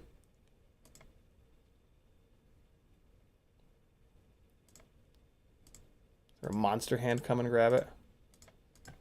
Oh boy. Yeah, Premiere's having a tough time. But that's shit. It's not shit. I'm just saying shit. That's not. Oh, here we go. Upstairs. Yeah, Premiere's having a rough go of it. Look at that though. Look at that still though. I mean, that is not terrible. And this is not. Oh, here, hold on. Let me push in a bunch of sharpening. Actually, this only has a little bit of sharp. Well, no, this has no sharpening pushed in. Oh wait, it's because I'm not on the highlight layer. Yeah, this has a little bit of sharpening pushed in. Let's be pretty aggressive on that. Let's do 40, and see what that looks like. It's probably going to be a little over sharpened, a little bit, yeah. But I mean that. So it's starting to get noisy. But I mean it's gonna be noisy. Wow, it's very warm up here. Oh, come on. That ain't bad though, man. That's really decent looking for what it is. For a 4-gram camera and VTX. Not bad. Okay. All right. I ain't mad at it. And it's good it's good frame rate. It's what is it? 60 frames a second, I guess, maybe. Let's find out. Let's take this and let's go speed and duration 50. And let's see. Yeah. It is 60 frames a second. It is recording in 60 frames a second. That's pretty cool. Yeah, we've got full frame rate here. Damn, that's slick. That's I forgot about that. The camera is not just 60 frames.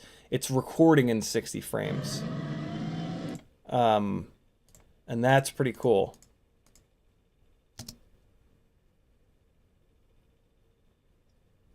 Shit, man. Yeah, this is cool, man. I want to go chase those drift cars with this. Being in 60 frames, I'll be able to snap down to 50% speed, which will be really cool. Yo, okay. This is, yeah, man. Metadata, yeah, 59.94 frames per second. I'm down with that. Okay, this is going to go in the fractal frame. I don't think it's going to work in the fractal frame. I don't think the fractal TPU sling is going to hold this camera, but I'm at least going to try. So yeah, and I mean, I have to rip it apart anyway because I broke the frame and the canopy. So we'll put it in the fractal frame. We'll see how it is. And then, I mean, if I have to, I have plenty of Meteor 65 frames that if it doesn't work in the fractal frame, I'll just drop it into the Meteor 65 frame when I have the extra canopy. Cool. Damn, yo. Okay. Okay. I ain't mad at it. I ain't mad at you. Actually kind of impressed. Walk Snail and DJI are obviously much better quality, but they're way heavier. And it's a much bigger weight penalty. It ain't gonna fly anything like this. Like with the Walk Snail 10-gram system, the performance is going to go out the window because these motors aren't going to work. Like, to build this with the walk snail lightweight system, we're going to have to go back to the EX0802s, which are going to add like another 2 grams. The system itself is going to add like 5 or 6 grams. So yeah, I mean, that is going to that's going to really, really, really affect the flight performance. This thing as it is, like, flying at cinematic-ish, it's gonna give you the option to do some like, have some verticality to your flying.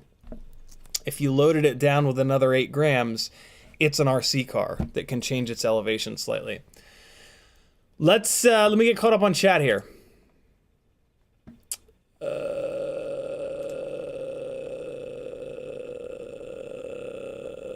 Oh wow, I'm way behind. EVFP is in the house.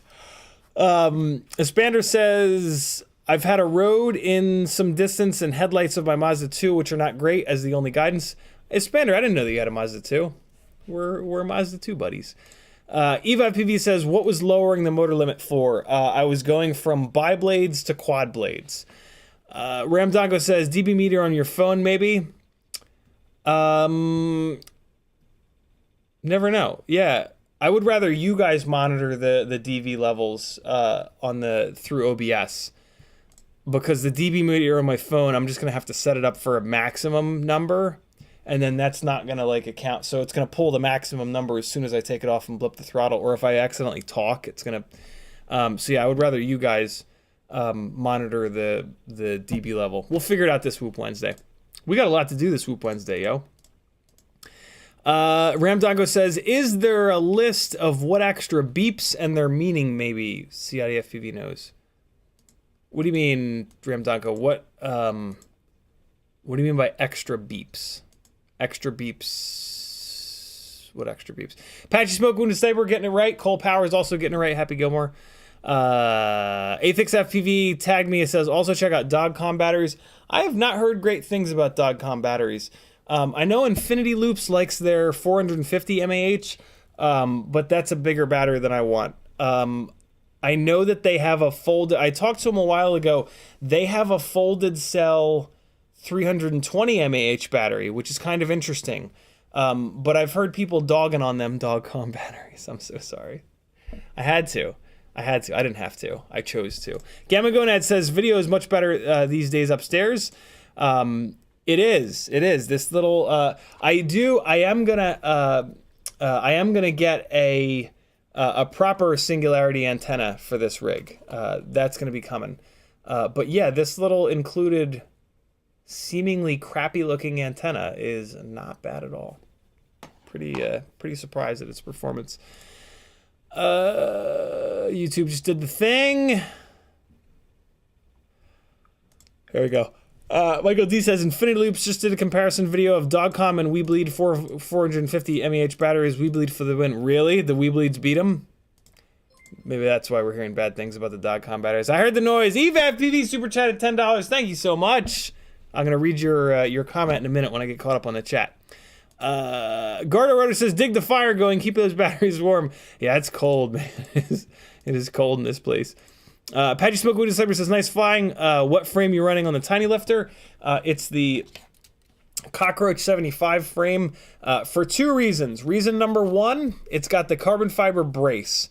And on a rig like this, you got to really push the shit out of the PIDs to try to control the awkward amount of weight that's up really high. Reason number 2 is that this frame allows you to hold double 300 mAh BT 2.0 batteries. So it's a really nice battery setup to just have each one of these guys just disappear in the frame on these little TPU loops here. So yeah, really, really cool little setup. Just keep in mind that you can't crash this hard. This is not a frame that crashes well. This plastic of this frame is pretty thin, and it's pretty easy to break this. So just like Cinelifters, this is not a rig that you can go banging off the furniture and hardwood floors. You got to you gotta keep it, you gotta fly it like a lifter, which is kind of cool. It's like an interesting flight style. I'm gonna get rid of this puffed. It's actually a lot less puffed now. Is this not the one that puffed up? Oh no, there's a leak in it. Yeah, I can hear it. Oh, it smells sweet. Yep, this is going outside. Tiny whoop batteries, they don't really shoot fire, but you don't want to, the chemicals in there are not great, so yeah. So, to recap what I said earlier, it's looking like the Weebleed FPV batteries might be the ones when it comes to these 3 different variations of 300 mAh BT 2.0 batteries that are available to us. I haven't tested the Dogcom 320s. That's kind of interesting. Got a little bit more milliwattage. But yeah, if I was gonna buy a 300 mAh BT 2.0 battery, it would certainly be a Weebleed FPV at this point, because the stickers are better and because they seem to be holding up better, for me at least. But again, I'm a very small sample size, so take that with a grain of salt. EveFPV says yee. Cole Power says yeah man. EveFPV says I can print you a dummy Go2 for practice. That's pretty cool. I forget all about that. The whole dummy camera thing is an awesome idea.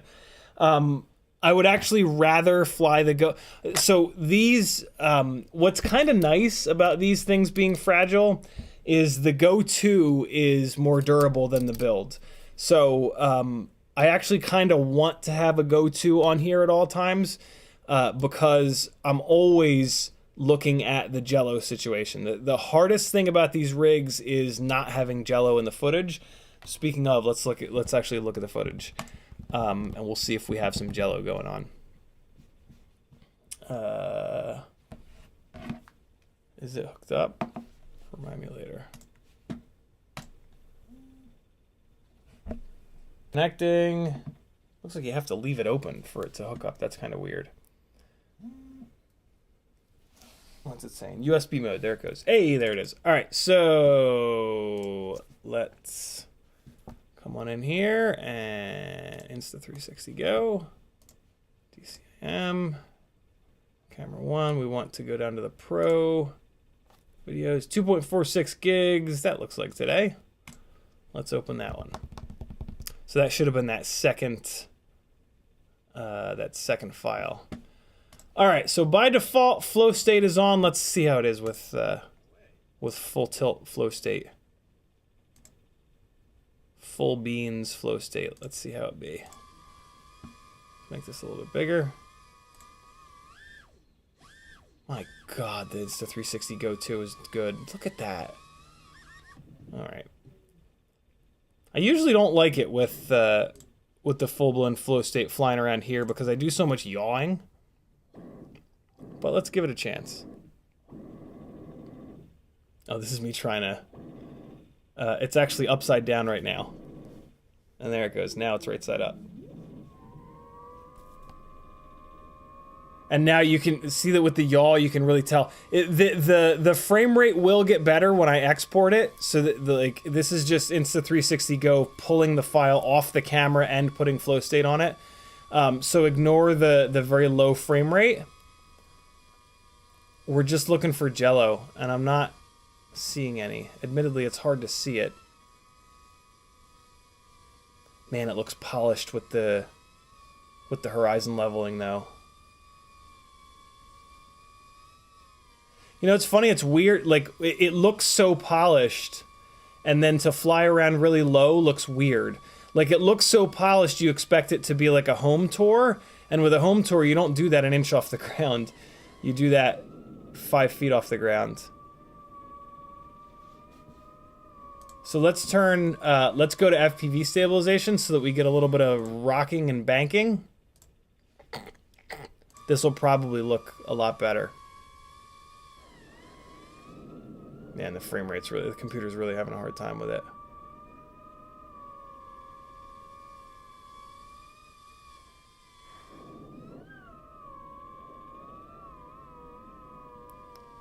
All right, let's come back downstairs. And hey, look at that.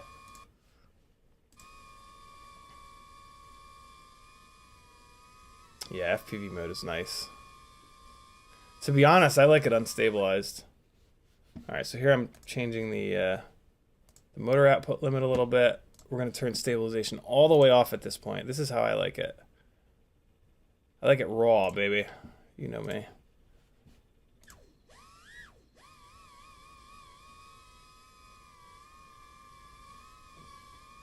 Look at the color, man. This is like without any adjustments, no nothing. Oh, this should be cool. I think I got under this table a little bit here. It does struggle with low light. All these tiny little cameras do. The tiny little sensors have a hard time. But man, when it has light, it looks just amazing. Incredible little camera.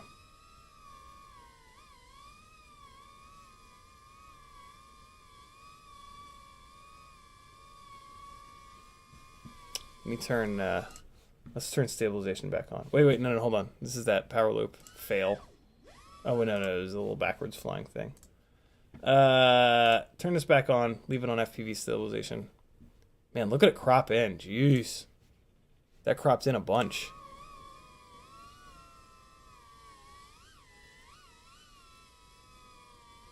Still has some, there's still some sharpness there. Even with the FPV stabilization turned on. Like, it still looks like me flying. I find a lot of times when I turn stabilization on, it no longer really looks like me flying. I'm basically talking about the GoPro stabilization at this point. Look how smooth that was, though. That landing was really smooth from the FPV stabilization. All right, here, let's take a look at this. Oh, no, this is that. Hold on. Here we go. Let's look at this beginning part with the FPV stabilization.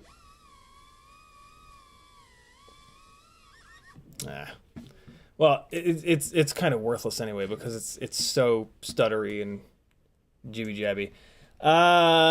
Let's export it with full flow state. I'm very curious. I can cut the beginning off because the beginning is just me crashing immediately and then farting around on the ground. We're going to pick it up when I was upstairs.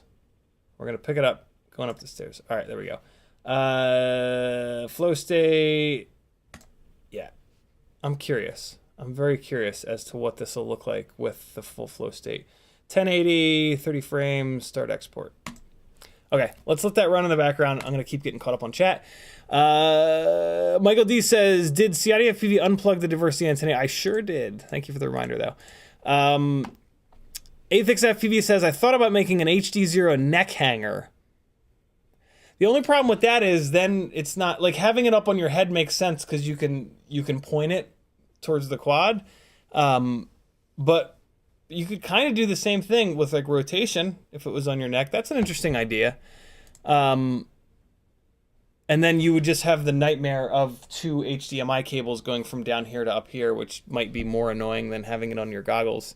It's a cool idea, though. I love that idea. Cole Powers says, is this the stream where CiottiFPV hits himself in the face with a tiny hoop?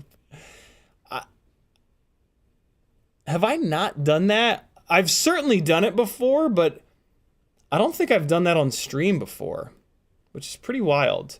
Robert Rosser says, was that a Kennedy toolbox? It sure is. My dad got me this machinist Kennedy toolbox ages ago, and it's been just awesome. Expander says, try not to crash this thing. Yeah, right. We all do. Michael D says 360 footage. Good to go. Jason Krebsky says, I ended up getting a hotel D8 charger a little while back, and one of the features is a power supply mode, which has been extremely handy for bench work, as I can plug directly into the power supply, not worry about the battery voltage, charging a battery from storage to full, just so that I can use it for testing for a while. That's pretty slick. I like that. I have a, Frank Nicholas actually at one point sent me one of these Toolkit RC P200 adjustable power supplies, which I mainly just use to power the this BetaFPV Tiny Whoop battery charger, but every once in a while I'll use it for like a soldering iron, or it's got a USB plug on the front. for charging phones and stuff. It's really nice. Michael D says, I like the mix of flying. Very cool. Me too. Cole Power says, if you have a 12-volt power adapter with a 5mm barrel plug, you don't need batteries inside, just need enough amps to run goggles, VRX unit, maybe a Y-splitter. It would drive me insane having the goggles plugged in, though. Like, I just hate having anything plugged into the goggles. It's just annoying, because I tend to move my head to try to get, like, if the reception gets bad, I'll move my head a little bit, and if there's a wire hooked up, it's just annoying. Apache Smoke says, put some anti-skid on it so it won't slide off your desk. I was thinking that same thing, that that little Flywoo pad. I was thinking about putting that on the bottom of the Elgato, but yeah, I don't know. I think the HDZero thing is gonna be for cinematic-ish flying, not around the house flying. I think the around the house flying, just with how much better these Mobula 6 analog rigs fly, I think that's going to be it. And the quality is fine for live streams, right? YouTube demolishes the quality of live streams anyway. So we might as well be feeding it analog footage. Hey, that file's done. Let's take a quick look. Good Lord. Look at that. Look how good that looks. Although the stream is kind of stuttering right now. Why are you stuttering so bad, OBS?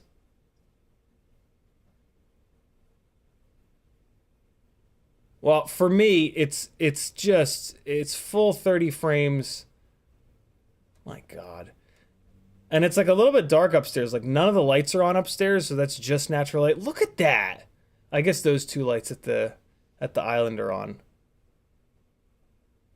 Man, flow state. What a thing.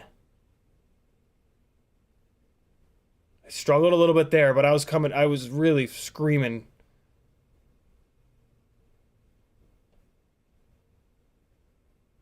There too. Man, that's impressive. 26-gram camera, yo.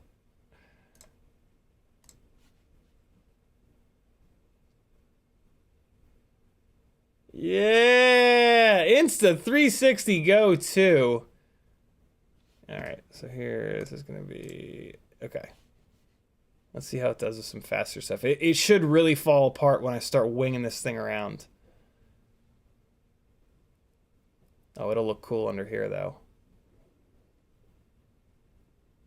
Wow, you can really see the elevation changing from the ground effect. It's almost like the stabilization on pitch, roll, and yaw.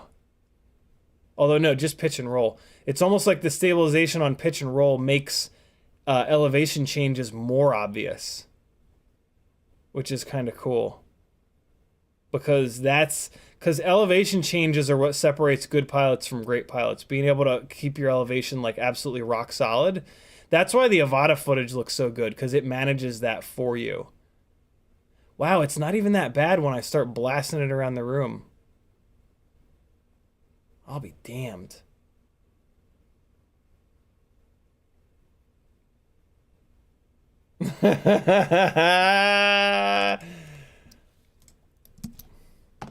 That's pretty impressive. I'm not gonna lie.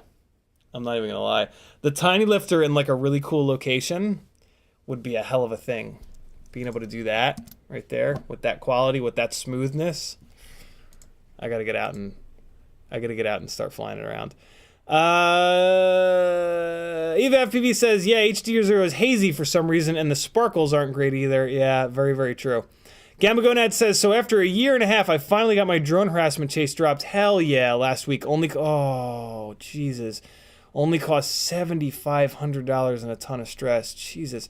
For anybody that doesn't know, Gamma Gonad was flying a fucking toothpick out in the street in front of his house and had a total douchebag neighbor go after him and just force the issue. And another part of the problem was that his local police department didn't tell the neighbor to go fuck themselves because they don't control the airspace.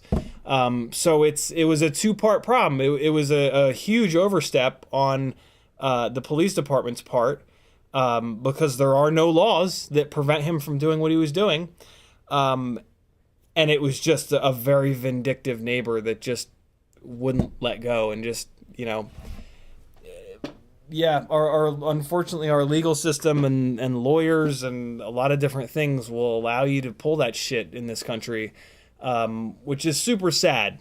But, the flip side of it is, like, if you get hurt at work and your job is willing to pay enough money in lawyers, without a system like this, their lawyers can just demolish you and you can be, broke, injured forever. So it's, there's pluses and minuses. Glad it got dropped though, brother. Thank God. Jesus. Cole Power says, don't forget to unplug. Thank you, brother. I think I already did. Yeah, I already did. Michael D says, let's start an HDZero goggles fund for CiottiFPV. He can get a set during the next release. That's cool of you. I appreciate that, but I'm not going to do anything else with HDZero other than this rig. And, it's I don't think it makes much sense. It's an awful lot of money for just one thing that I'm not going to fly very often. You know what I mean? I would rather keep going with this, and to be honest, I would rather move towards the walk snail system. The walk snail system has some really cool things going on for 3-inch rigs.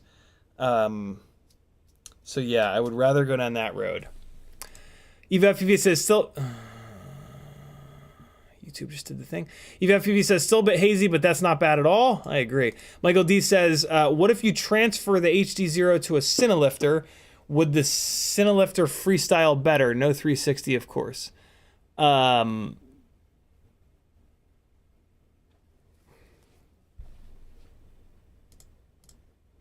tell if joke or serious.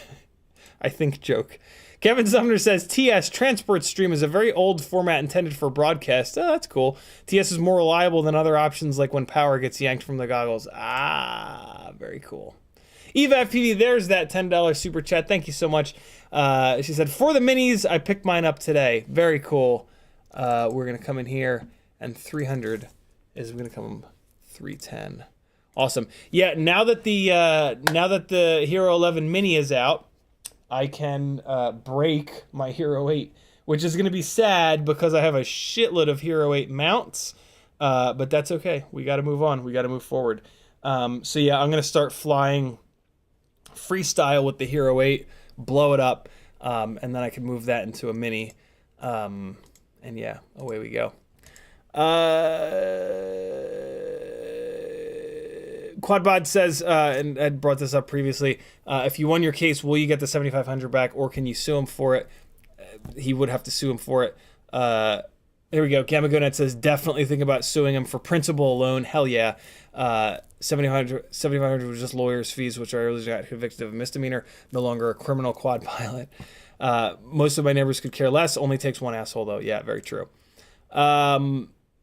Espander says, yeah, I have a Mazda 2, but a non-sport version, which is only 1.3 liters, so pretty slow. Mine's only a 1.5, so not much more power there.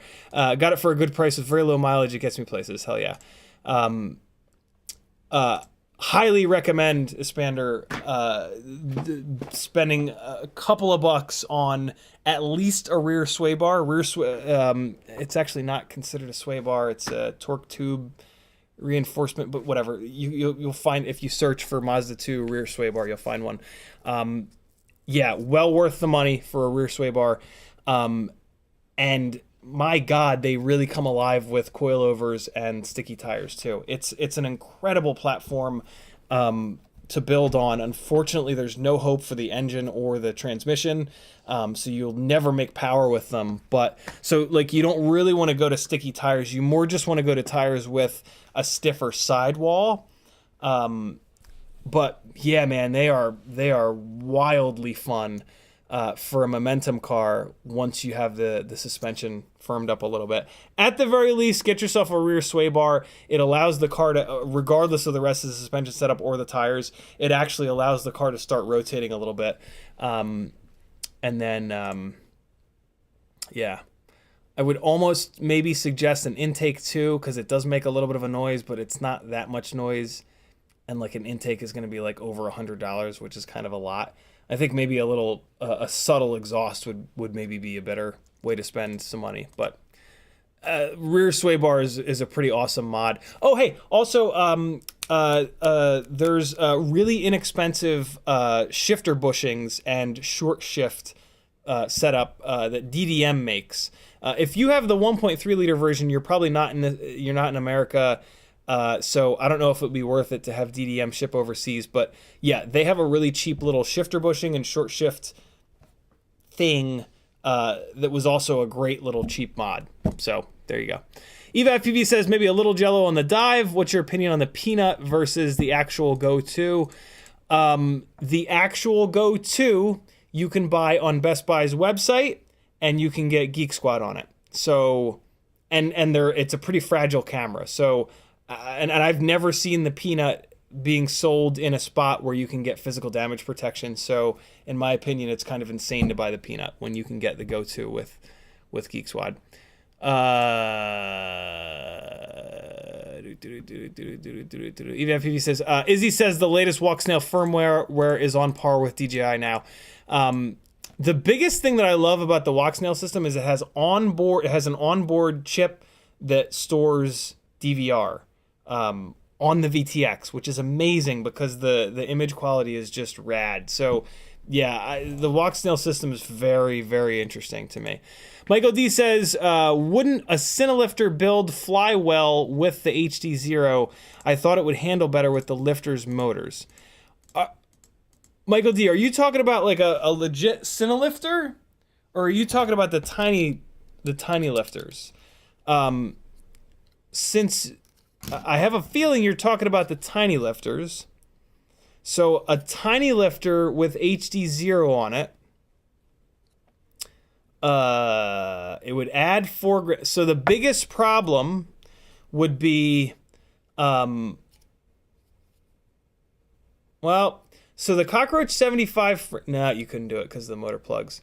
Yeah, no, the biggest problem would be you would then put a second board on here, and then, so that would move the camera platform up, and that would move the Insta360 Go up, and then it would just become even more fragile. So like if you got into a crash, it would just break. It would just break the thing right off up here. So yeah, it wouldn't work with this. You would want to build, you would want a different build than this. This build is very specifically like this is it. If you're gonna build a tiny lifter, like my version of a tiny lifter, like this is exactly it. And the other thing is, HDZero is like, so on Cinewhoops, on like full weight 3-inch Cinewhoops, right? We go with DJI, like the end. For 2 reasons. A, you can see where you're going better, but B, the range. HDZero doesn't really have better range than analog. Maybe a little bit, maybe a tiny little bit, but not enough to justify the extra weight and hassle and packaging meaning where do you put the extra board? HDZero to me is for racing and for the absolute lightest weight possible HD. And that's why this is going to become a cinematic rig. This is not going to be a freestyle rig. That the amount of fragility that this thing just exhibited that's too much. That's one big crash. I'm going to crash it like, if I fly this thing freestyle, I'm going to crash it like that over and over and over and over again. So for me, yeah, that's kind of where that's at. Yeah, HDZero, it just doesn't look quite good enough, and it doesn't have any extra range over analog, right? So there's 50% of the benefit of going to a heavier weight video system gone. And then the image quality is not enough better than analog to really justify it. Does that make sense? To build an Insta360 Go2 carrier with HDZero, you're going to have to go to a frame setup that's even heavier than this. The whole point of this Tinylifter is this is the lightest possible way that you can carry an Insta360 Go. You cannot build a 360 Go carrier that's any lighter than this, that's still remotely durable and or has the flight performance of this, and the runtime of this. So now you go up to like a 2-inch prop, a bigger motor, and you're gonna gain like 20 or 30 grams, and that's gonna make the noise level go way the hell up. So yeah, I just, it'd be an interesting build, don't get me wrong, but it's not what I want. My whole purpose here is to have the lowest profile, most toy-like thing, so that I can fly it in super sketchy spots and just be like, hey, I'm just flying a little toy around, whatever, and have nobody get mad. It's an interesting thought, though. Very interesting thought. Spinner says, my mate has a sport version. Believe me, sport version is way more zippy than non-sport. Not worth spending money on, in my opinion. Fair enough. Fair enough. Wow, it's 5:30.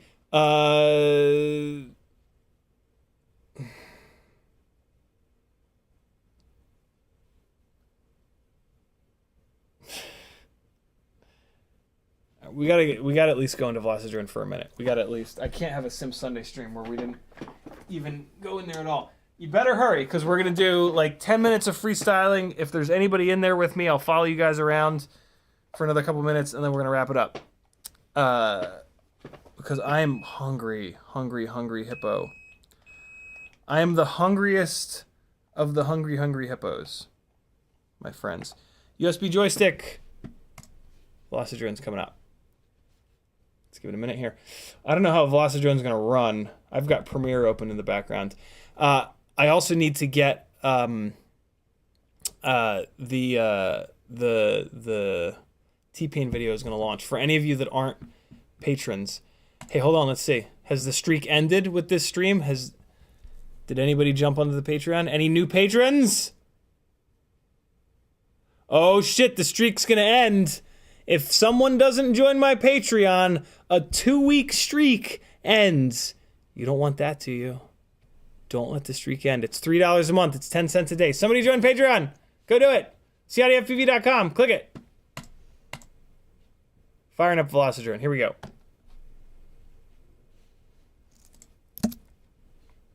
You know you want it.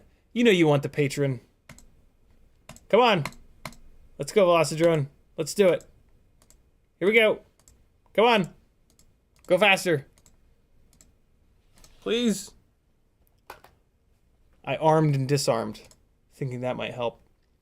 We're going to do freestyle, and we're going to go to the city map real quick here. And then we're going to wrap this thing up so I can get some food and so I can launch this T-Pain video. And he's going to post it somewhere. We're going to get a little bit of music going. We're going to go to multiplayer. The name of the room is going to be very obvious. CiottiFPV live stream. And we're going to host a session. And we're going to go to city. And here we go.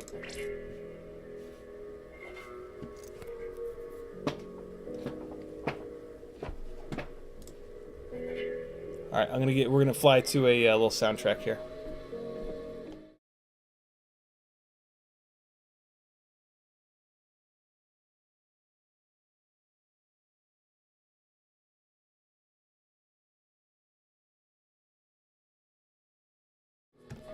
I'm gonna have to just let it come through the mic.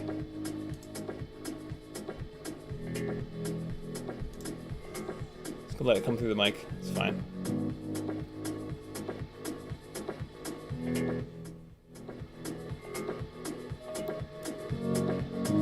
Oh wait, there we go.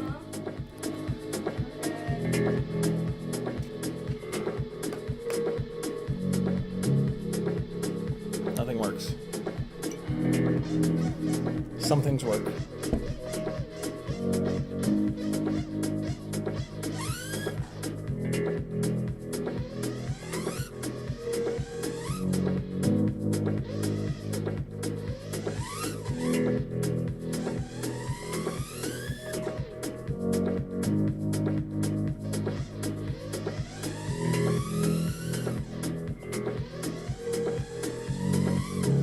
Let's do some flying for a minute here, friends.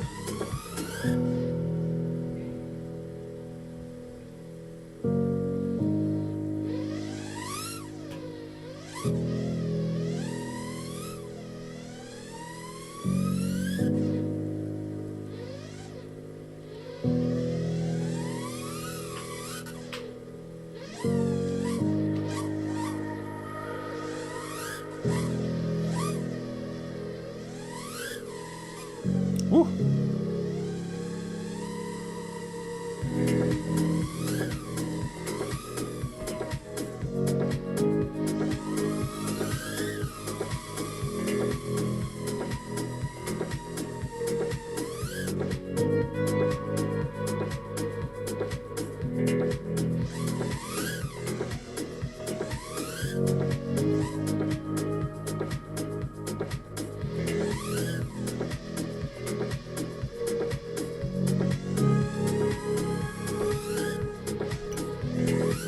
Oh!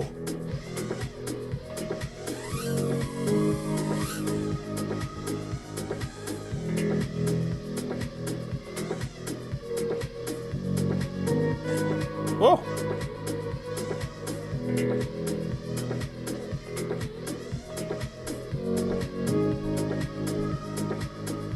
Oh boy, big freeze.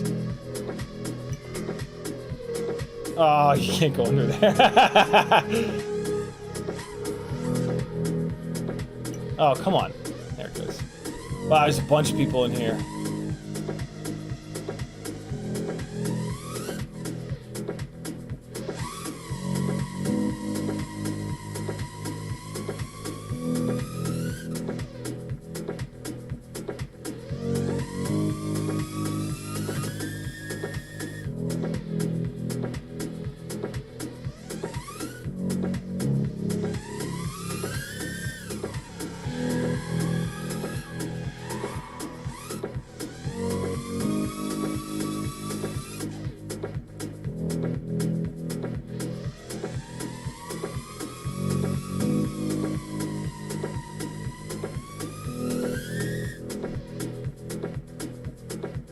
Oh!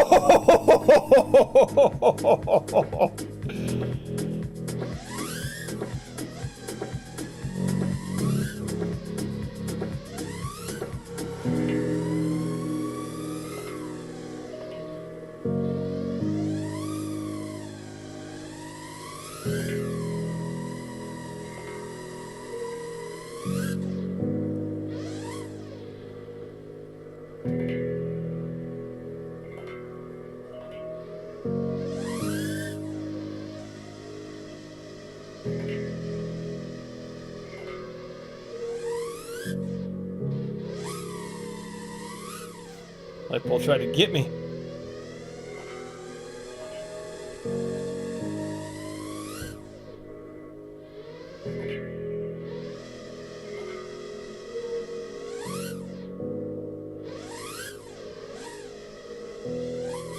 Whoa, easy, easy, big fella.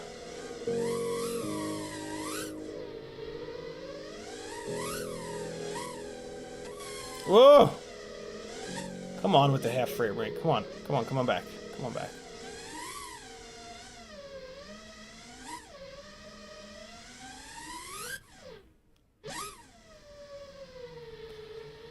Give me a more upbeat song.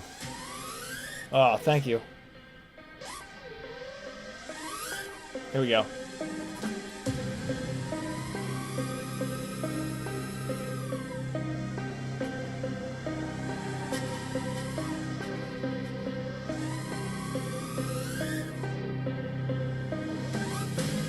Ah!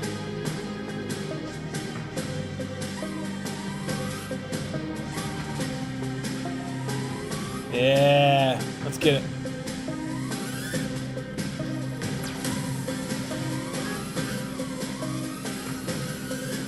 Here we go.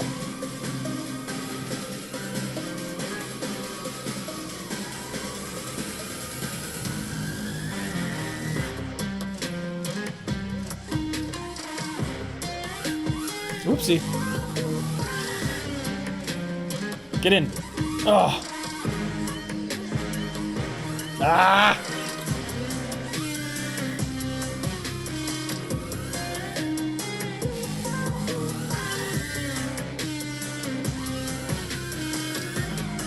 Where'd that building go? There it is.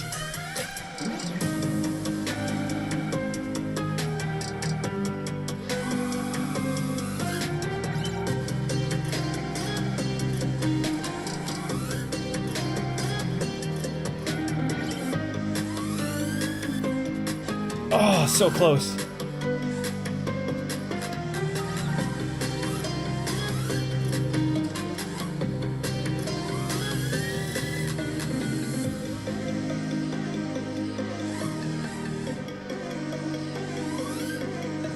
Ah!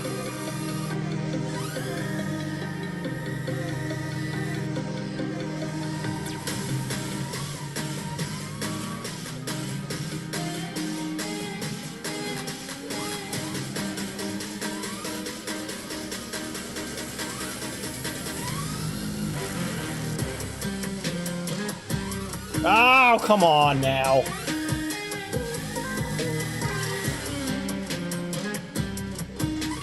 Oh.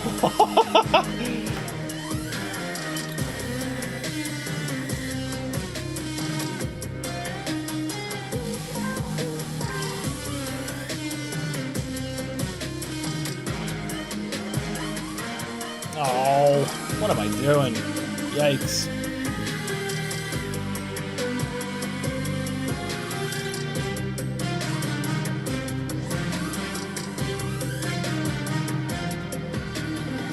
Ah!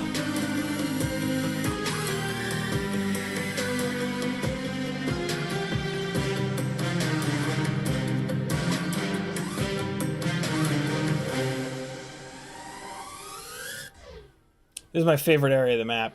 It's hard though. Oh!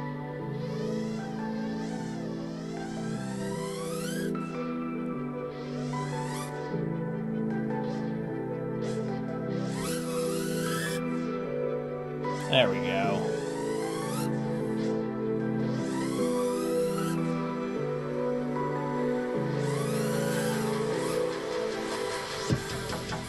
Ah!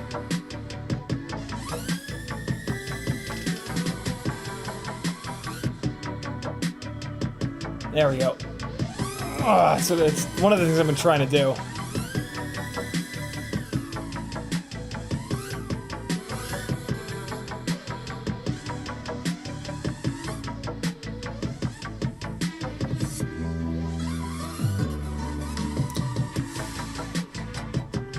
What? Where am I? Oh, there we go. Oh, no. No, no, no.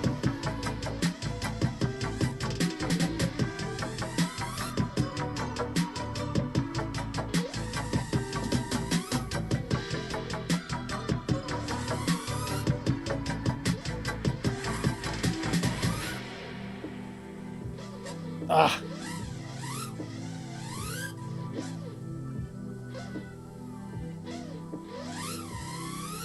Ah! Whoa!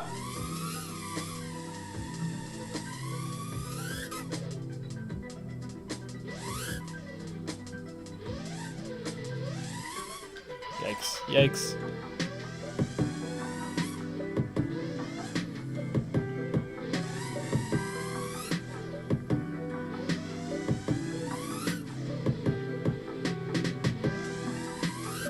Oh! Nikes.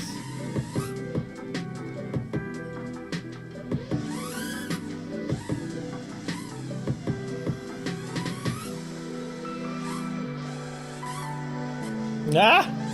I'm trapped! I'm trapped!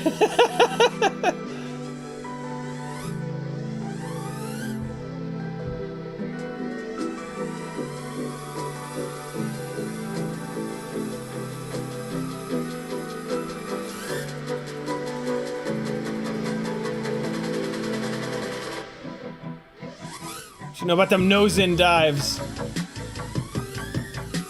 Oh, God! Nope.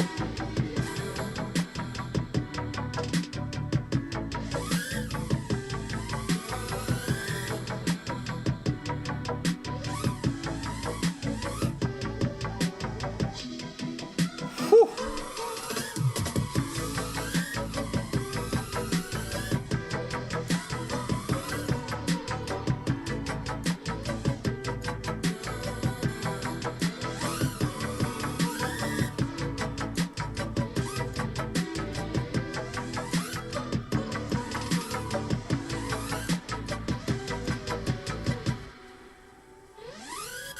Oopsie.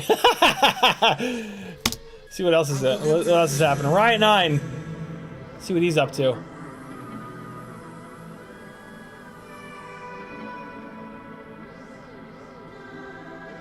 Firing into that little gap there. I like it.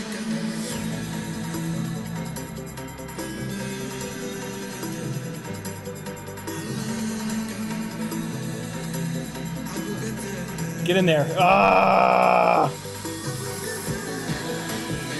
Jesus, his rig's got a bunch of power. I have the power turned way down on mine. There it is. Nice, Riot 9. Awesome. Expander. Let's see it.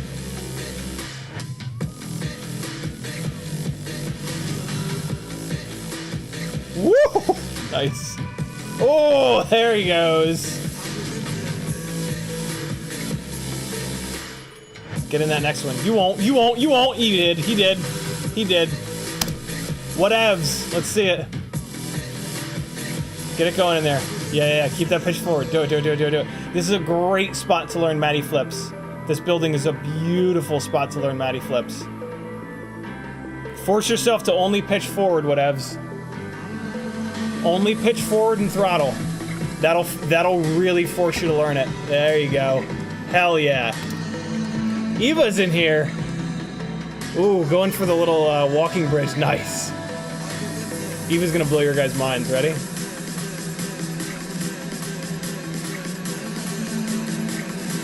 Frame rate's struggling. Get it! Yeah! Nice. Great way to manage the momentum to wrap around that building and still get enough forward momentum to cross over that walking bridge. Jesus. Let's see something. Ooh, okay. Jesus does some tail end orbits. Oh man, the frame rate. Come on now. Stick overlay on the bottom if you guys want to know how he's doing it.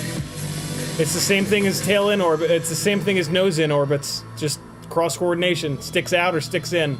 That's all. Personally, I think this looks terrible. I don't do many trippy spins because I just think it looks ridiculous. It's just like, it's confusing, right? It's a high skill move. Like, it's hard to do, so pilots will like to see you do it. But I kind of fly for non-pilots in a weird way. Like, I try to fly in a way that looks cinematic that anybody can watch. This is a super high skill move, though. Jay's is being able to do this in between one building and another, left to right, like, that's pretty gnarly. It's very gnarly. Alright, a couple more minutes of flying, and then we're gonna wrap it up.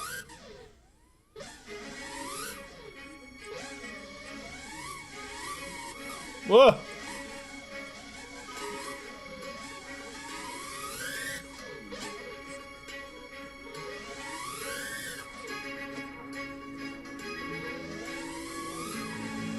We'll do one more song, that's what we'll do.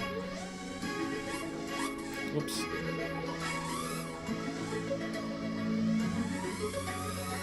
Having a hard time getting used to the way the throttle, like where the throttle makes power.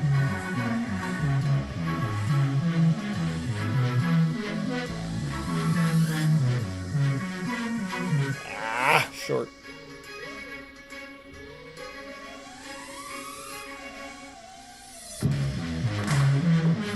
Ah, hit the ground. Really?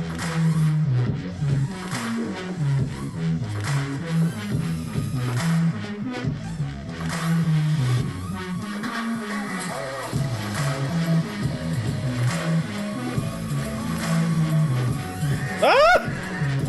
That was weird.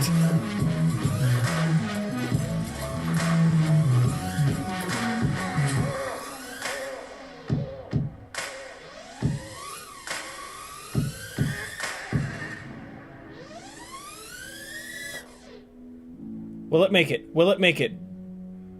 Oh! We made it.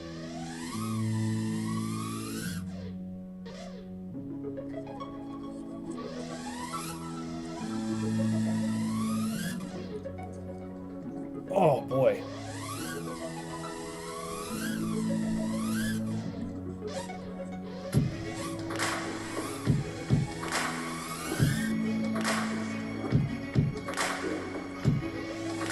That was a little awkward.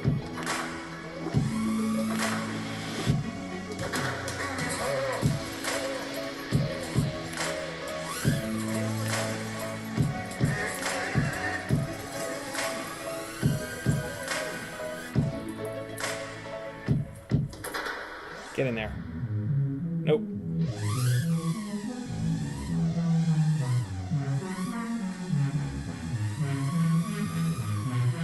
Oh!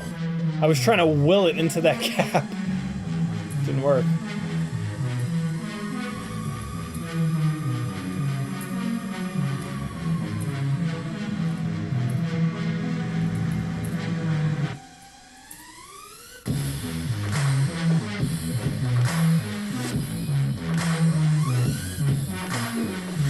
Ooh. Oh.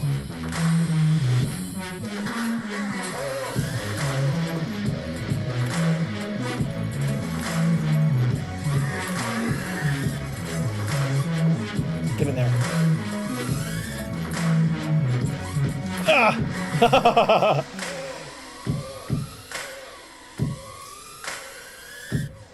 Oh, just missed it. All right, friends. Thanks for hanging out. This has been Sim Sunday. I'm gonna get some food and some more rest. All I do is rest, because I just feel like garbage. My life is feeling like garbage. Thank you for hanging. Thank you for your generosity. Somebody join the Patreon so the streak does not end, or I will light you on fire. Your choice. Burn to death, or give me $3. Thanks for hanging, buddies. Might not be a stream tomorrow night. Leaving here at like 9 a.m. to get to Joshua by like 12 or 1. And then... Come on, Velocidrone. And then we're going to fly until dark. And then I'm going to boogie on out. I'm sure we'll get some food. And then I'm going to get out of there. So I should be able to get back here by like 9 o'clock, but we'll see. FPV joined the Patreon. Welcome to the Gangly Gang, my friend. Thank you for the generosity. The rest of you guys are off the hook. See you guys tomorrow night at 10. Maybe Whoop Wednesday. Have yourself an awesome Sunday night. My name's Aaron Ciotti. Everybody calls. Wait, no, hold on. Let me get caught up on the chat real quick. Michael D says, use the extra cost of HDZero to buy a decent action cam and build a Tinylifter. What? I'm confused, Michael D. E-Doc says, have you done the Atlanta freestyle map in Velocidrone yet? I have. I actually really don't like that spot. I've only flown that spot a couple of times. I don't like it, so I don't really fly it in the sim. Michael D says, I didn't think about action camera, was thinking just to use the HDZero camera and fly cinematic style. So that's what this is going to be. Come on back, Whoop Wednesday. Now your comments make a lot more sense, Michael D. Come on back Wednesday, and we're going to put this into the Fractal 65 frame. That's going to put the camera down lower, and it'll be a carbon fiber frame, so in theory we can move the PIDs up a little bit. And that's exactly what this is going to be. This is going to be a cinematic camera. So yeah, great minds think alike. Mr. Blue Sky says, great stream. Thank you, homie. Be good, friends. Love you. Here's some, here's the, nope, I'm not going to play it again because I want you to watch it in 4K. In 10 minutes or so, there's going to be a fresh edit in 4K with a great jam by T-Pain, and I'm going to be texting him, and he's going to post it on his stuff as well, which should be pretty cool. Maybe I can get some action from that. For the end of the stream here, I'm going to play you guys nothing because the computer just shit the bed. There it goes. This is when Joshua came to town, and I took him to my favorite spot. Be good, friends. No, this song, not this song. That was a cool jam. Later!